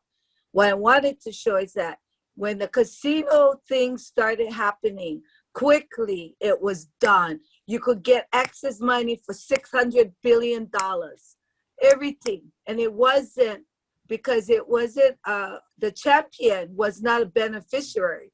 It was led by DHHL. But when beneficiary takes action, boy, not as fast, you know. So I just wanted to make that point in comparison to what this picture that we're trying to paint here in this vision statement. I just wanted to put that out there. I really appreciate the opportunity. Thank you. Okay, thank you. I appreciate that too. All right. That was great. So I appreciate it all. If you have any more, go to the open house. Otherwise, you're gonna move to. Just I think, before I'm gonna pull this. Excuse me. I just wanted to express. I'm listening to all these young Hawaiians making wonderful input into what is happening, and I'm just hoping, and I'm not going to cash any dispersion on you, Andrew, and Julie, because you guys work for the department, and I've known Julie for as long as I've been able to struggle with this issue with Hawaiian Homes and Blossom. However, some of these the young ones, such as, you know, when Maggie talked about what she talked about, what Ekolo was talking about, and I know it was Holly was explaining also. Clearly, the act. What really is missing? You know, the fact about the obligations of the state of Hawaii to the Native Hawaiians, and why the individual. I would believe just like that individual when that statement says all of Hawaii benefits. See, I just have a problem when all of Hawaii benefits. If you look clearly at Article 12, which was referenced a couple times already tonight, Article 12, Section 4, which is the Admissions Act, it clearly states there why the obligation is there. It clearly states the state and its people is going to uphold Hawaiian race. And that's how you uphold it, by taking care of the finances for it. Why are we using our funds that's generated off of the leases to pay for state employees? They should go and get their monies from the budget and finance in the state of Hawaii. Don't use our funds to pay for and keep the lights on. It's for the beneficiaries. That's exactly what it says. They were given that proviso when they said, except statehood or the rest of you state of Hawaii, there is no state. If we look at it, that's the only provision that's in there. You needed to accept the Hawaiian Home Commission Act, or you're not a state. So we begin to look like the bad guys when we are really the good guys, because if it wasn't for us, there'd be no state. Now, there'd be a whole bunch of young guys who probably clap their hands and say, yeah, we don't need the state. However, it's there. We just got to find a way to work with it. So I want, Andrew, I just going to throw this out there to you and to Julie. And to you, Matt, Malachi, all of you, the consultants. Some of the things that have failed to happen over these last three meetings about the general plan going forward, no one has looked at the act. The act is never talked about. But to the fact of mercantile license, to the young lady who had this business, this mercantile license, you got the property. The act says if you have your own property, you can get mercantile. You can get mercantile on that property. It's just that Hawaiian Home is not doing it. And it's 207 C1B. Section 207 C1B. It tells you all you need is the land. And if you got it, then you should be able to do mercantile. But we are not being allowed to do that. Why? You got constraints from the counties are saying, oh, we didn't want that business here. Well, hey, we just happen to be different animals on Hawaiian Home. If you live and come up with a homestead, you know, till today, the county don't know whether they have jurisdiction on our lands. Till today, they don't know what to do, whether or not our waters should be free. Till today. And we're 100 years into it. So we need, as the young ones, I would truly, you know, it make my heart feel good to hear all of you, the young ones, explain, you know, why they felt wrong and why the wrong is there. What happened to the Kuleana, not Kuleana, Julie, what happened to the Kauhale project, where the whole family was to go into a home and then go do the work like you're saying. They're all supposed to go down, like that young man said, we all should go over here and learn how to do all this together. That was a wonderful project that died. Yep. But they didn't go through, but they did sustainability. They're trying to push us to no more water, no more road, no more nothing. Why? We don't finish one project, we on to another project. That's why we're going to be in this perpetual general plan motion for the next 40 years. We got to stop and jump into what we got to do. So thank all of you, but I'm sorry. I just been waiting too long and it bothers me. It's in my now that's bothering me. Yeah. We're trying to look for different ways so that we can puka through faster, you know, and do this, you know, come up with alternatives. And I think the climate is right now to actually come forth with alternatives and try this stuff out. And that's, you know, we're just trying to come up with different ways. We're not just doing a turnkey house that somebody has to pay a 30-year mortgage on. That's not the only thing. Like, we're trying to say there's other ways that we can put Hawaiians on the land and fulfill our responsibilities via the act, you know. And we have to be creative about how to do this, utilize our authorities and powers, you know. Okay. The confusion comes when the young ones now are saying, "What the old stuff?" You know, it's to me because I'm the old guy. We never finished the old, so what we'll do? We just bypass the guys that was there already. We need to find something how to do that. And if we look at the act, it tells you what to do. You're not using your land, give it back to Hawaiian Home so somebody else can get on it. That's as clear as it says. I like that. The act is just that clear, but nobody seems to want to look at it. Ag lot says you got an ag lot, you got to do 2/3 in ag. Why aren't 2/3 of the property in Paneva and not in ag? I mean, those things and these lands were awarded in 1983. So you know, and we're looking how to move forward. You cannot move forward if we're still stuck in the back. Thank you. Yeah, I think somebody had mentioned to identify the barriers. You know, what are we going to do to break the barriers? And I think that's a good way to look at it too. Okay, Cora, I see your hand up, but if you can make this brief, please. Okay, I'd like to move on. Really brief. The Kahiki Nui, Ahanui. Anyway, these are all Kuleana program. And the whole point to that program was to expedite, to put the people on the land. And so, you know, and they go as minimal infrastructure, water, road, that's it. Everything else is our own Kuleana. Not supposed to be that way, but because we are desperate to be on the land, we settle for that, and we shouldn't, but it is what it is. But, you know, we want to be on the land because rent is high. Thank you. Okay, thank you. Blossom, if you can make it really quick, I'm sorry, otherwise I have to move on.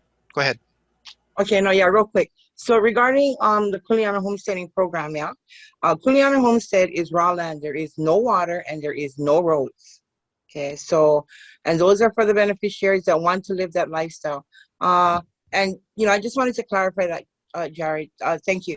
No, thank you. I appreciate that, actually. Very good. Okay, let's get to, I appreciate everybody's comments during that last section, but let's get to the land use part now. Okay, I'm going to turn over to Melissa. Go ahead, Melissa. Thanks, Jared. And I'm excited to hear what everyone has to say because this has been a really inspiring group. We're going to shift gears to a really important topic for the general plan, which is land use. So let's keep it going. Malachi, thank you. So I just want to report back on what we've heard so far from the previous meetings we've had that are kind of informing, this is telling us how beneficiaries are thinking about land use. That it should support traditional cultural uses and ways of living. They're thinking about it in ways of stewarding and malamaing the Aina, self-sufficient communities. We've heard some of these ideas tonight as well about different types of housing, all kinds of farming, economic opportunity, and contributing to Hawaii's sustainability and food security. So these are a lot of the ideas we've already talked about. And then as you guys all know as well, the putting Hawaiians on the land is the central purpose of the Hawaiian Homelands program. And so, the stated mission is to support self-sufficiency for Native Hawaiians. And a really important thing to keep in mind for this plan update is that the Hawaiian Homes Commission has authority to set its own land use designations. So doesn't have to follow the county zoning or state land use districts, but as you guys know from some of the conversations we've just had, there's still some confusion around the county jurisdiction or just cases where there do need to be county standards that are complied with. So in thinking about land use designations, we need to keep that in mind. However, there is this opportunity with the plan to think about how DHHL can use land use differently than it has in the past. So that's what we're going to talk about tonight. Right now, DHHL mainly bases its land use decisions on factors such as beneficiary input. They do surveys a lot to find out, what kind of lots people want and where. They also look at land suitability, like through the island plans. They look at what areas are suited for different kinds of development or ag. And then they also just look at best practices in planning to, try to put communities close to jobs where they can, design communities with community spaces and common areas. And as you know, right now their main focus in terms of utilizing the lands is to try to build homes and award lots, as well as generate revenue through land disposition. But they have a lot of other lands that are, currently not used for those purposes, which we'll go through in a little while. That doesn't mean those lands are useless and don't serve an important function. And that's part of what I'd like you guys to think about as we go through this discussion. Like, how can all of DHHL's lands be used for the betterment of beneficiaries, not just the areas that are suitable for housing or businesses? So look forward to hearing your mana'o on this as we go through. Let's go to the next slide. So I just want to remind everybody, if you weren't here for the first round of meetings, that there are 8 criteria in the Hawaii Administrative Rules that this plan has to fulfill. They're listed here, and the first 6 of them have to do with land use. So the first one is really key, and that's kind of what we're touching on tonight, is DHHL has to establish one set of land use designations that all the island plans should use. Right now, there's not total consistency between all the different island plans, so this is an opportunity to make one system that can be used across all of DHHL's land holdings.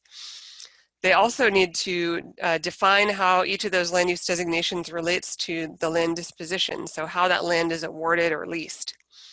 And then the second set, the criteria 3 through 6, basically say that the general plan needs to establish criteria for how DHHL determines what lands to use for homesteading, what lands not to use for homesteading, lands that could be used to generate revenue, and lands for community use.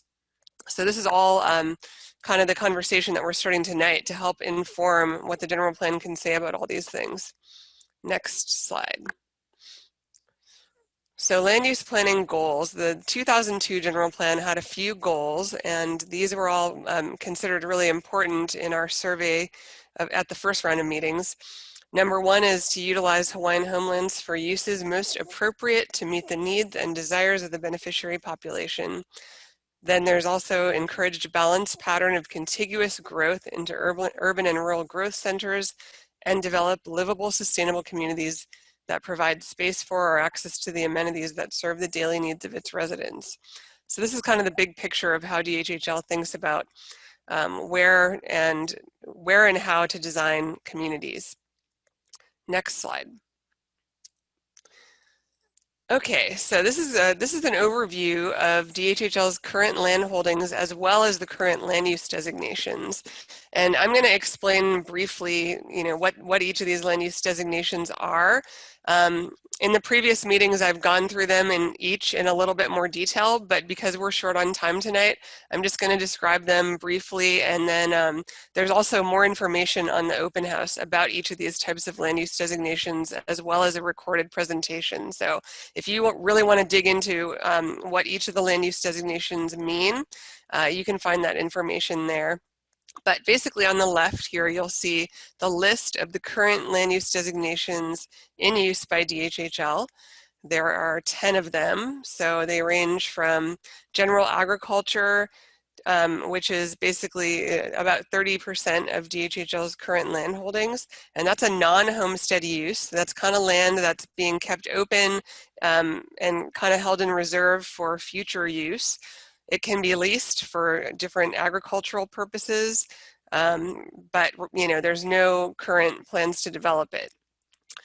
The homestead uses that DHHL has are pastoral, supplemental agricultural, subsistence agricultural, and residential. And you can see in the table at the bottom left that the homestead uses collectively are about 35% of 35% of the total land holdings of DHHL, and the total land holdings are just over 200,000 acres statewide. So pastoral, as many of you probably know, there's a waiting list for pastoral. It's about 1,000-acre lots, and it's not on Oahu currently, but for grazing and uses like that.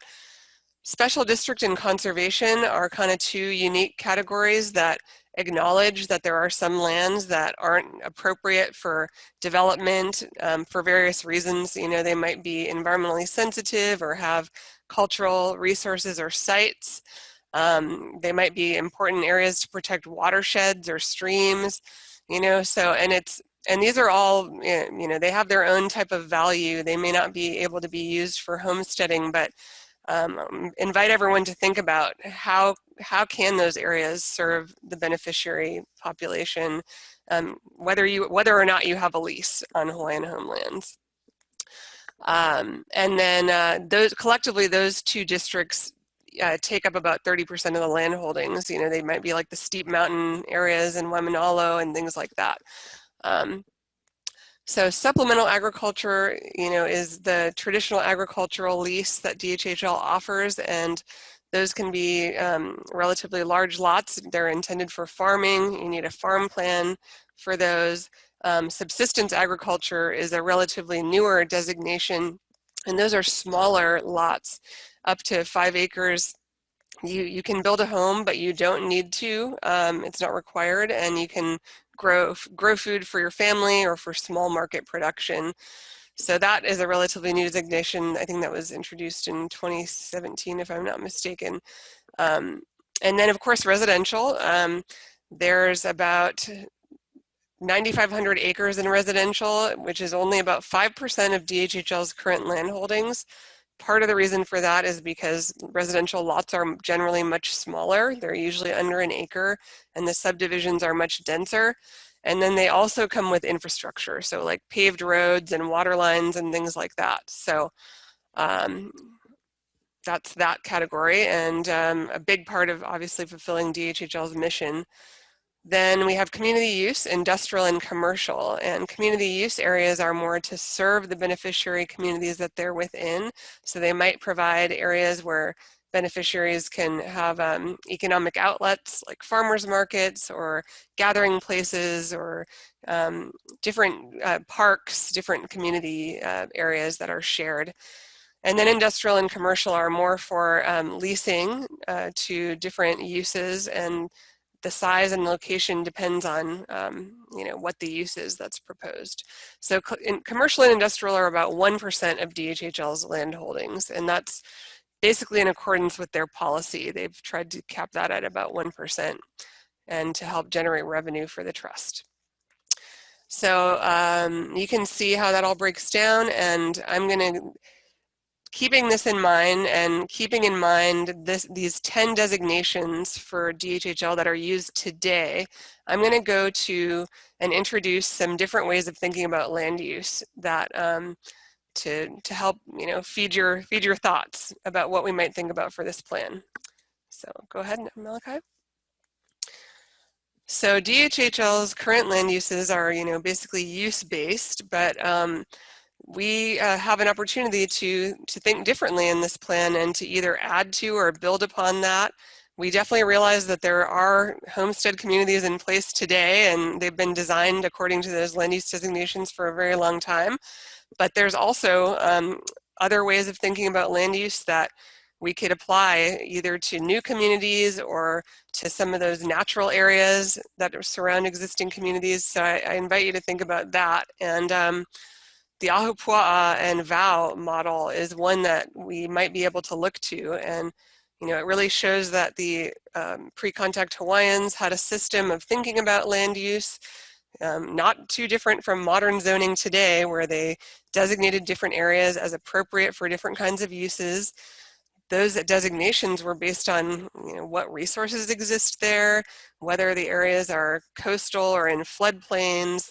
They really base them on the environment. And the VOW, as you can see on the graphic on the right, there's the VOW Nahele, which is the Mauka areas, and it's more just for protecting watersheds and gathering forest products. And then there's the middle zone, which is for agriculture and settlements, and then there's the coastal zone where there's some habitation and cultural uses and gathering uses, but every zone kind of has an appropriate set of uses. So this is something to think about, and in terms of how we can use Hawaiian homelands to the benefit of beneficiaries. Next slide. So Euclidean zoning is the way that land use has been generally organized in the United States since zoning was introduced. And pretty much up until the 20th century, it was the dominant model. It's still pretty much the basis for all the zoning in Hawaii, although there's some variations on that now. And yeah, as you can see, it's also DHHL's, the basis for DHHL's land use designations. So on the right is an example of the Hanapepe homestead community, which was recently designed. There are areas designated for residential, areas for subsistence ag, areas for community use and commercial. They're all in their own areas. And this is partly, to help make sure that communities have compatible uses, that you don't have, a big factory next to a residential neighborhood. And so there's a lot of logic behind this type of model, but there are also some possibly unintended consequences of it. When you completely separate uses and you don't allow any mixing, then people can't necessarily have businesses near where they live. They have to drive everywhere, so they have to drive to work or to play. So a lot of the kind of suburban development that we have today is the product of this kind of zoning. And so there are other ways that we could think about it and ways that we could encourage more mixed use. So let's go to the next example.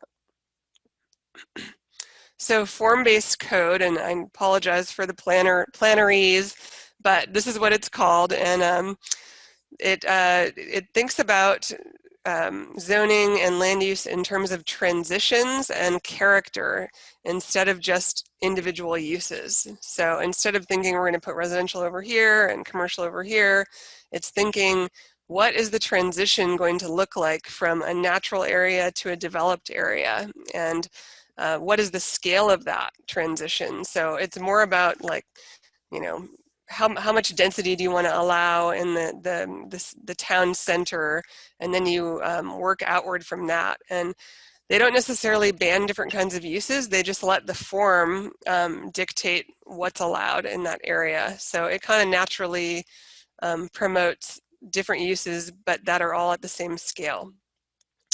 And you can see on the bottom, it's called a transect. So it's actually similar in some ways to the VAU Ahupua'a model that we looked at, where there's the Kai area and the Kula area with the plains and the fields and the homesteads, and then mountains and uplands. So just a different way of thinking about things that we might want to consider. We also heard, from beneficiaries tonight, interest in potentially having businesses and economic opportunities within communities. So this might be more supportive of that. Next slide. Okay, place types are just another tool that you can use if you want to design a community according to a form. You can say, we want to put a small town here or a village. Just kind of helps you apply different kinds of land use designations based on how you want it to look. Next slide. And then finally, you can use things like overlays or special areas to denote areas where maybe development is not appropriate, but they, they serve other functions. So sea level rise is something we're going to be looking at in the general plan, which wasn't really available during the last general plan. So we'll be looking at areas that might be affected by that. Steep gulches and drainage are another thing. There's a set of things that that we'll need to look at in terms of protecting sensitive areas or other types of resources in DHHL lands. So next slide. And we have about 10 minutes scheduled left in the meeting, and we would like, since we have a great group and we have a lot of people with good mana'o to share, we'd like to spend, I think, the majority of the rest of that time in our breakout groups where we can get your thoughts on these land uses, because this is a really big part of the general plan, as you saw, and we want to start getting your ideas about how we can make these land use designations work for you.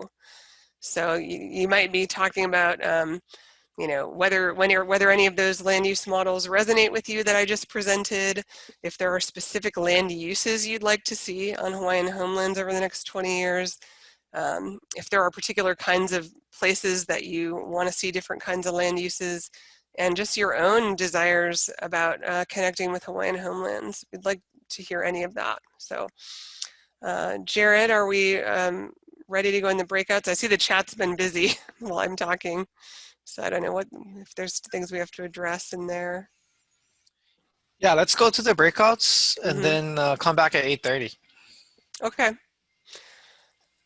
Okay, so can we go to the breakout instruction slide, Malachi? So we're going to be assigning people to breakout groups, and you're going to see a pop-up that says that you're being invited to join a certain room. And if you could just click join, then it'll take you to the room. We'll be in there about 10 minutes, and we'll do that now.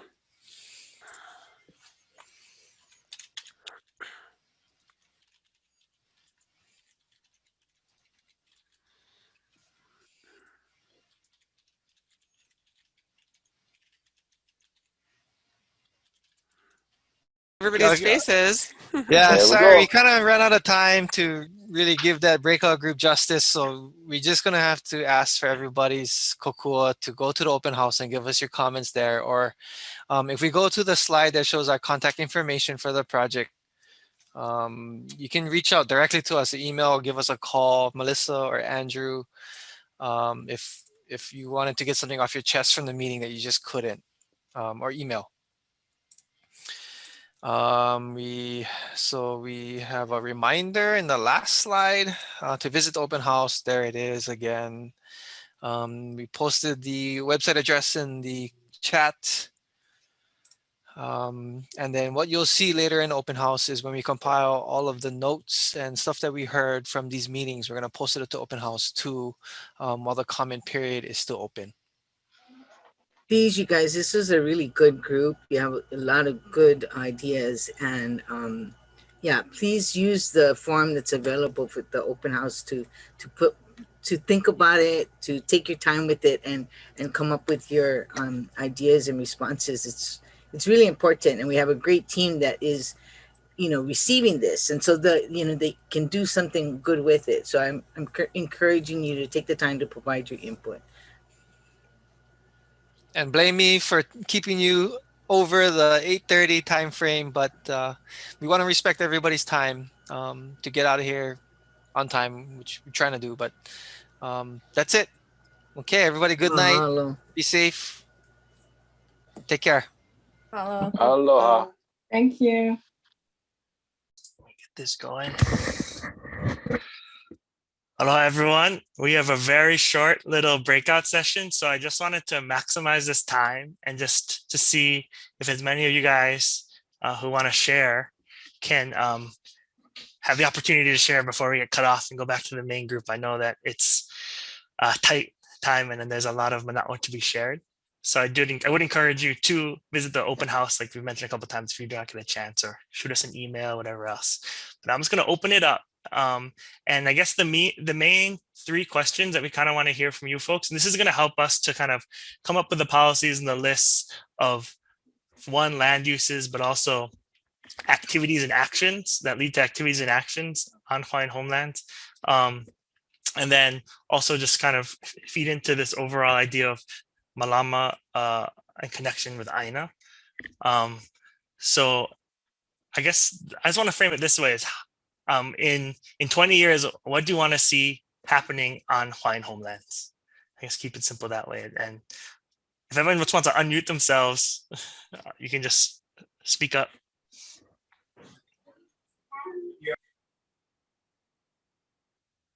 Anyone want to go first? Blossom, go ahead. Yeah, hi, aloha Malachi, thank you. So, based on the conversation that we've all been having about in the past hour and a half, I think clearly the land use designations needs to be a priority for our discussion. So, in the original general plan, you had like 10 major land use designations, the largest one being your general agriculture portion.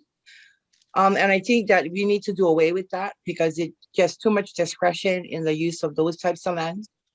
But in the last 20 years, the department adopted a water policy, a renewable energy policy, a beneficiary consultant policy, and then we've got now rentals and multi-unit policy, right? And so clearly we need to incorporate those policies into land use designation formats. But one of the things that really brought something to the forefront for me is a lot of the mana'o that was brought forth by Maggie. And I think that one of the things that we really need to start stepping up to and carrying some of that kuleana is to establish areas within the Homelands Trust for those transitional places, right? 60%, I think it is, of the prison population are Native Hawaiians. How many of those are beneficiaries? I'm not real sure, but clearly there needs to be a place that they can transition to, right? To be able to do reintegration program, but also to get them back to reconnecting to their kuleana and to the aina and back to their blood, okay? And it could be, situated in remote areas, right smack dab in the middle of the communities. I'm not sure, but I think we need to put that land use designation up on the screen, okay, so that we can have that conversation. And the other one is that clearly every new development, whether it's residential, ag, or pastoral, needs to have a place for our kupuna. We cannot access that kind of mana'o if they're not there with us. And so we have to provide for them, right? And we also need a place for educational opportunities, right? Not just for the kikis, absolutely, but for those that desire to gain different types of skills, okay? If they want to get into conservation, then we need to have access to conservation lands. If they want to learn more about traditional plants and the forest and its role in the Ahupua'a system, we need to have access to those places. And those places should be designated for beneficiaries to be able to do those things. Great. All for the specific feedback, Auntie. Okay, anyone else want to jump in?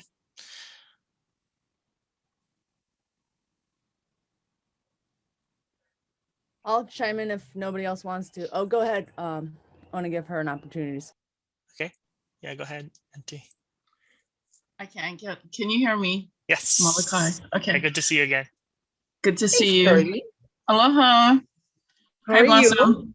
My Kai. So very quickly, because I know we're very short on time. I think one of the most important things we all have to think about is that we live on different islands. There are lands on different islands. And for us on Oahu, where the residential application list is the highest, we don't have lands. There's a lot of conservation land. And so for me, what I would put forth is that the department can start thinking about looking at their lands that are on Oahu that are cost prohibitive to build on, and to look at exchanging those lands with the state, utilizing, and I know some people may not agree with me, but our public land trusts, quote unquote, our ceded lands are being utilized by other people or by the Hawaii Housing Finance and Development Corporation. In 2020 and 2019 and 2018, the Aloha Homes Act was put in the legislation. And this act basically was to build 17,000 homes using our public land trusts. Now, I will agree that some of our people would, because it's for the general public, that they would be inclusive under this. But my issue is you can use those lands to build 17,000 homes, yet we have 28,000 on the wait list, and yet we don't have the lands that are available to provide the necessary acreage to put our Native Hawaiians on our lands. So for me, one of the issues that I would like, that I'm going to be advocating for, is that the department consider, I see that, Blossom. Sorry? That the department consider looking at exchanging lands, because we on Oahu need residential lands, whereas on Maui and on the Big Island, there's lots of lands available to do that. But the key factor for all of us also to consider is the water. If we don't have water, we can't build. If we don't have the infrastructure in place, we can't build. So that's what I have to say. Mahalo. Okay, probably time for one more person, and I might apologize ahead if you get cut off, but Maggie, you want to go ahead? Okay, yeah, just in response to Blossom, I just, all of your ideas are awesome. And there's some of the things that I've been uncovering as we see barriers from running resilience hubs. One of the things that I've done, I have 14 acres of cloud forest also that is not part of DHHL land, it's conservation. I've been working that by myself for 4 years to, cut out the invasive ginger, uncover the miley, make sure that the endemic plants are okay. I recently partnered with Men of Pa'a, and they are predicated on keeping men sober. And the leadership. So I've connected them from Puna to that property up there. They'll be coming this week, end of the month. And then also with Ho'okena, which is beachfront property that a friend's house just recently burned down, but we'll be doing an educational kind of hui there where we'll bring in real Kanaka with the arts. It's also a heavily populated tourism area. So we'll have folks that are there that can come to the lot to be educated by Kanaka on that lot as well. And then I just connected them today with my Panieva lot. So as I realized that through, I'm a bail bondsman for the Chapman family, but I have a lot of defendants that need opportunities to express their talents, right? So as the state and county and all of these other programs sort of fail to cover all of the gaps, right? We need to fill them. And so I'm actively just kind of doing whatever I can personally to break down the silos between organizations, departments, businesses, public landowners, private, just so everyone can come to the table with whatever they have and say, here, I have this resource. What can we do to add to the capacity of our overall island residents to help elevate people out of poverty? Because what we find is 61% of our residents, Kanaka or not, are living at or below poverty rates in Hawaii. And there are reasons for that. There are reasons for that.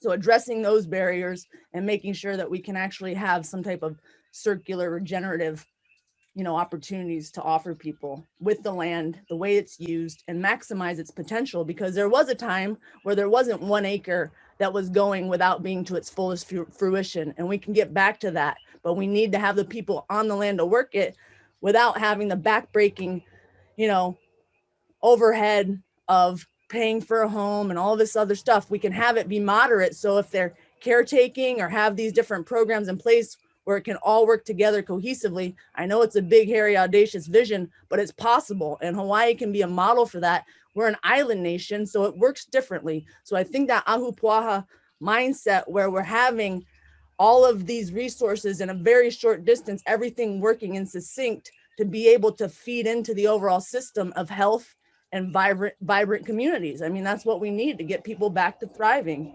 So I appreciate all of your mana'o, and I'm meeting you for the first time, but now that it lands on my shoulders, I'll be more involved and trying to help however I can. So thank you guys, I appreciate it. Mahalo, everyone.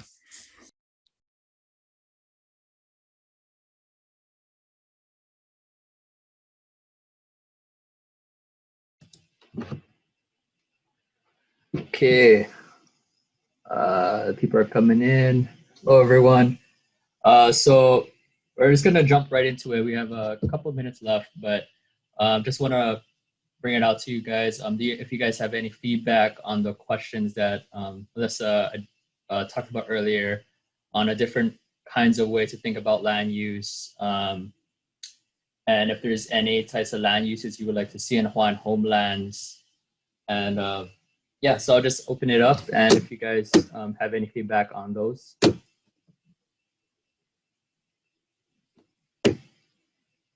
Anyone can just go ahead and unmute. Aloha, this is Faith Chase from Maui. Hi, Faith.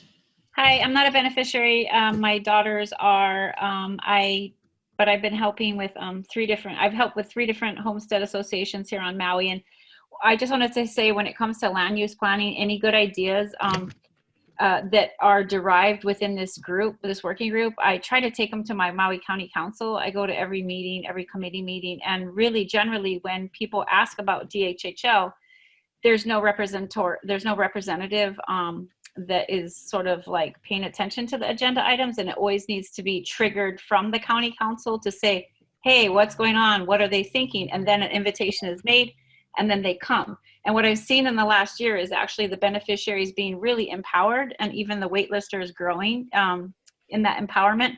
And good ideas are actually making it to the agenda of the county council. A lot of times, many times, infrastructure issues, because you need them for your homestead growth, are, not to be sassy, but are actually pretty innovative, and are meeting, not only meeting the county in the middle, but actually are ideas that the county hasn't thought of. So this forum is really healthy. And so I would say that, I'm just a note taker, trying to sort of translate, interpret, regurgitate the ideas that are here. And just so anybody has those good ideas, I promise you, I'll make sure that it's on the eyes of the council. That's all I wanted to say. Great, thanks, Chase. Go ahead, Galaxy. Oh, you can unmute yourself, yeah. Sorry, I tried to. My name is Marietta Waterman. So I guess, how come in Kaka'ako, I know there was this thing about there's lots over here that's owned by Department of Hawaiian Homelands, and they were considering renting it out to businesses or something. So how come there's not rentals for residential rentals, I should say, or apartment buildings, or how come there's nothing like that? Because it's very expensive to rent here in Honolulu, especially since we've been on the wait list since 1997. I mean, it's not that long, but you know. Yeah, so before we didn't have rules that allowed us to do multifamily, and we got dinged on that, you know, because anyway, so now we have rules for multifamily, so we can do that now. We don't have lands in Kaka'ako, but what we have in Mo'iliili that we're looking at Eisenberg, building our first actually high-rise kind of multifamily. Yeah, sorry, I meant. Yeah. I saw the sheet. Yeah, so that's going to be, you know, we're going to try to do that. We have duplexes like at Kalavahine, but this would be the first time that we're actually doing like a multifamily. Okay, thank you. Great, thanks for your comment. Is there anyone else that want to provide their input on this? About land use and the ways of thinking about land use. Let me ask you folks, you know, we have this big kind of residual category called general agriculture. And it's kind of like everything that doesn't fit the rest becomes general agriculture. But it's kind of like a holding spot, but also this is where, like, if we're doing a renewable energy project, say a solar project or even a wind project, like we're looking for like those kind of lands. But we're thinking now with renewable energies being so specific, maybe we should come up with a land use designation that actually, you know, calls it that, instead of like finding general ag and all of a sudden we're doing a solar project under general ag. You know what I mean? So do you think that we should have a land use designation that is specific for renewable energy development, or is that under industrial uses, or how, you know, we're having more opportunities to be energy self-sufficient. So I just wanted to hear what you have to say about that.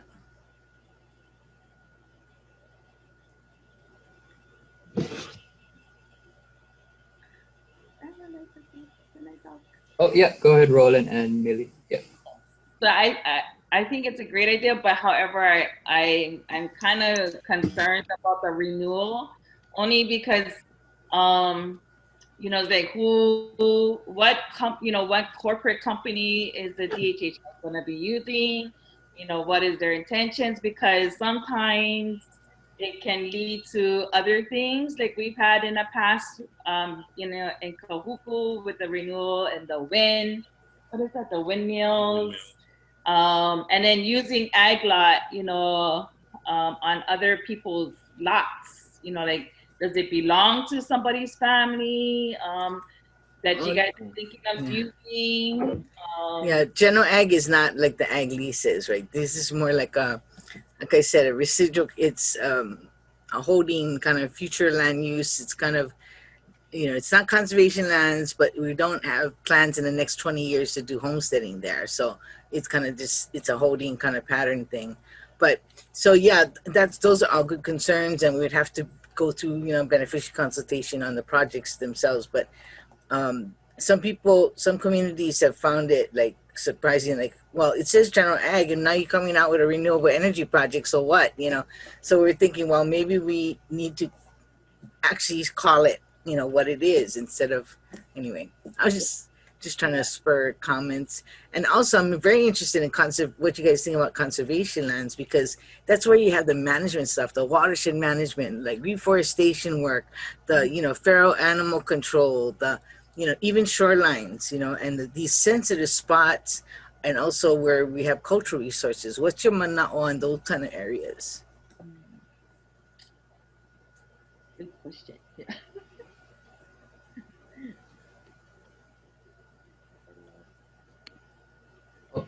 Go ahead, Karan. I think you want to say something. Yeah. You know, I'm surprised Louis Howe's not here, because he feels that, you know, the designation available lands, these are lands that are really not in use ever since the 20 years ago. So Louis' idea was, you know, if you want to use it to raise cattle or any kind of animal, or to farm, why not use it on a short-term lease, like 3 to 5 years? And as long as DHHL doesn't have use for that land, let your cattle or sheep or goat, it'll clean the land for you. Yeah, right. You know, but you also become a guardian of that land. Julie, I sent you some TMK maps today. Did you look at it? I didn't see that. I'm sorry. I wasn't. Okay. I will. Because remember, I brought up last time about doing a pilot project for trailer homes. Manufactured homes is the word they use now. I sent you also an article to you and Andrew on what constitutes a manufactured home and a modular home. And I was telling you a good place to, like I say, we got to look out of the box, right? So one of the companies, I really like their style. It's called Croft Homes. Just go to the model home that's called Islander.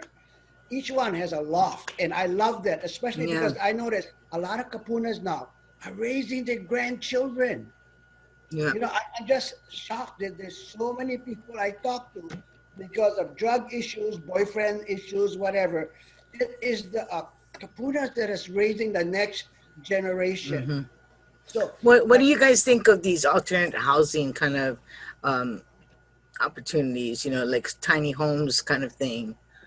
Or container homes. Yeah. There's like in Arizona, there is like a lot, you know, lands where people are building container homes, and it's affordable, and but it's self-sustainable at the same time, where you can build upon, you know, like solar system. It's kind of neat, you know, and if you're in Hilo, you know, you can just pack them up on Matson, you know. I mean, I'm just thinking incrementally. Like the thing I get mad at is we lock people up in 30-year mortgages. It's like, you know, putting them in shackles, and it's like, you know, something about being able to move incrementally as you have money to do, right, is empowering to me, you know. And you kind of focus on, okay, now we start here, but we can move, right? We can build bigger. And my auntie built a house, Kacholo Ohana, in Panieva. They started in a container home, and they built slowly, and so they don't have any mortgage, but they got their, you know, they got their ag lot and whatever, but they started in one small container home, no more bathroom was outside, and shower was outside, but they made do, but now they got a nice house, but no mortgage. We talked about the Kanako code and that being a code over time.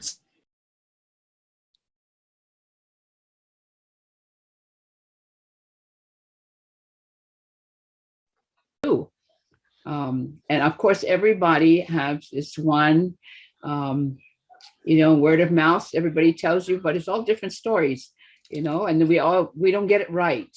So this type of forum with you, Melissa, and Jared and Julie is very good. It's very educational. And I like that. I like the input. These are all like-minded people, smart, you know, and so I gained from this. I appreciate everyone. Thank you so much. Thank you. Thank you, Nami. How about we hear from somebody that hasn't participated in one of this latest round of meetings? Any thoughts about the land use part that struck you? Aloha. Aloha, Donna. I'm from Kahikinui. 20 years Kuleana Homestead Project, pilot project. A lot of these people that are online now, I am familiar with. I think in the land use, I don't want to repeat from behind. I would like to go forward at 72 years old, part of the grassroots here at Kahikinui. I think what the land use for Kahikinui should be is, this is not for everybody, and to live this lifestyle off grid. However, it is workable, it is livable. I would like to see more of our people doing the Kuleana Homestead project. And the interaction right now with the Hawaiian homes needs to be retweaked or realigned. And when I say that, I'm saying that when you talk to staff, planning, and other departments, it's very confusing how we discuss things with DHHL. So I would like to see a restructuring of DHHL. God bless everybody there, because we're all trying to do the same thing. But, to be effective and to deliver the goods to the people of the beneficiaries, you need to have clarification, accountability by Hawaiian Homes. That being said, I am very close with Molokai, very close with Big Island, Native Hawaiian gathering rights, but I'm mercantile here. I have sheep on a 4-wheel drive road, off grid, solar panels. If the road is cut off from Kahikinui, Ulupalakua to Kanaio, if there's an emergency disaster, I will survive. I will survive. So when you think about survival, it's not just urban or pastoral agriculture. It is global. We all need to rethink about how we move forward in the next 2040. I will be dead. 2040. Yeah, I'm 72. So think about how we want to bring forward issues, and for our grandchildren, children, great-grandchildren. I'm just here, 20 years, 25 years. But thank you for communication is very critical, because we don't have a lot of communication here. We have a history of not communicating. However, 2021 is very communication, social media. So thank you. You all. Thank you. Someone else like to chime in?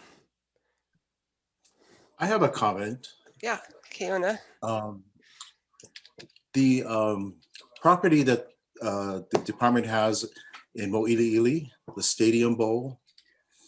Now that property has been sitting there for 10, 15, 20 years. If a Chinese developer can come to Hawaii, purchase a piece of property and build an enormous condominium in 2-3 years, why can't Homestead do something like that and get people off the list, get them a unit and move people off? Because once they die and their family does not have blood quantum, that whole family line is eliminated from the homestead. So just some kind of strategy to think how to preserve these people who are dying without any lease. It's not their fault that they've waited so long, and their family shouldn't be punished because the person on the list died and they can no longer get onto the homestead list. That's all. Thank you. Yeah, it's interesting that there's such a range of DHHL lands, and that one is particularly right in the urban center. So it seems like it could be a high value. Okay, Leilani? Is there an answer to what he just said? Because I completely agree with that. I think, designating lands for different types of uses is all good and well, but people are looking for a place to live. So is there an answer to what was just said? I don't know the answer myself, but about that particular site. But I mean, it's something that we could ask DHHL to follow up on. So, because I don't know the circumstances around that particular site, but okay. So from my understanding, the way that DHHL develops, I mean, there's the funding concern is one, but they also base their land use decisions. They'll do surveys, you know, to find out the demand for different kinds of housing types and where people want to live.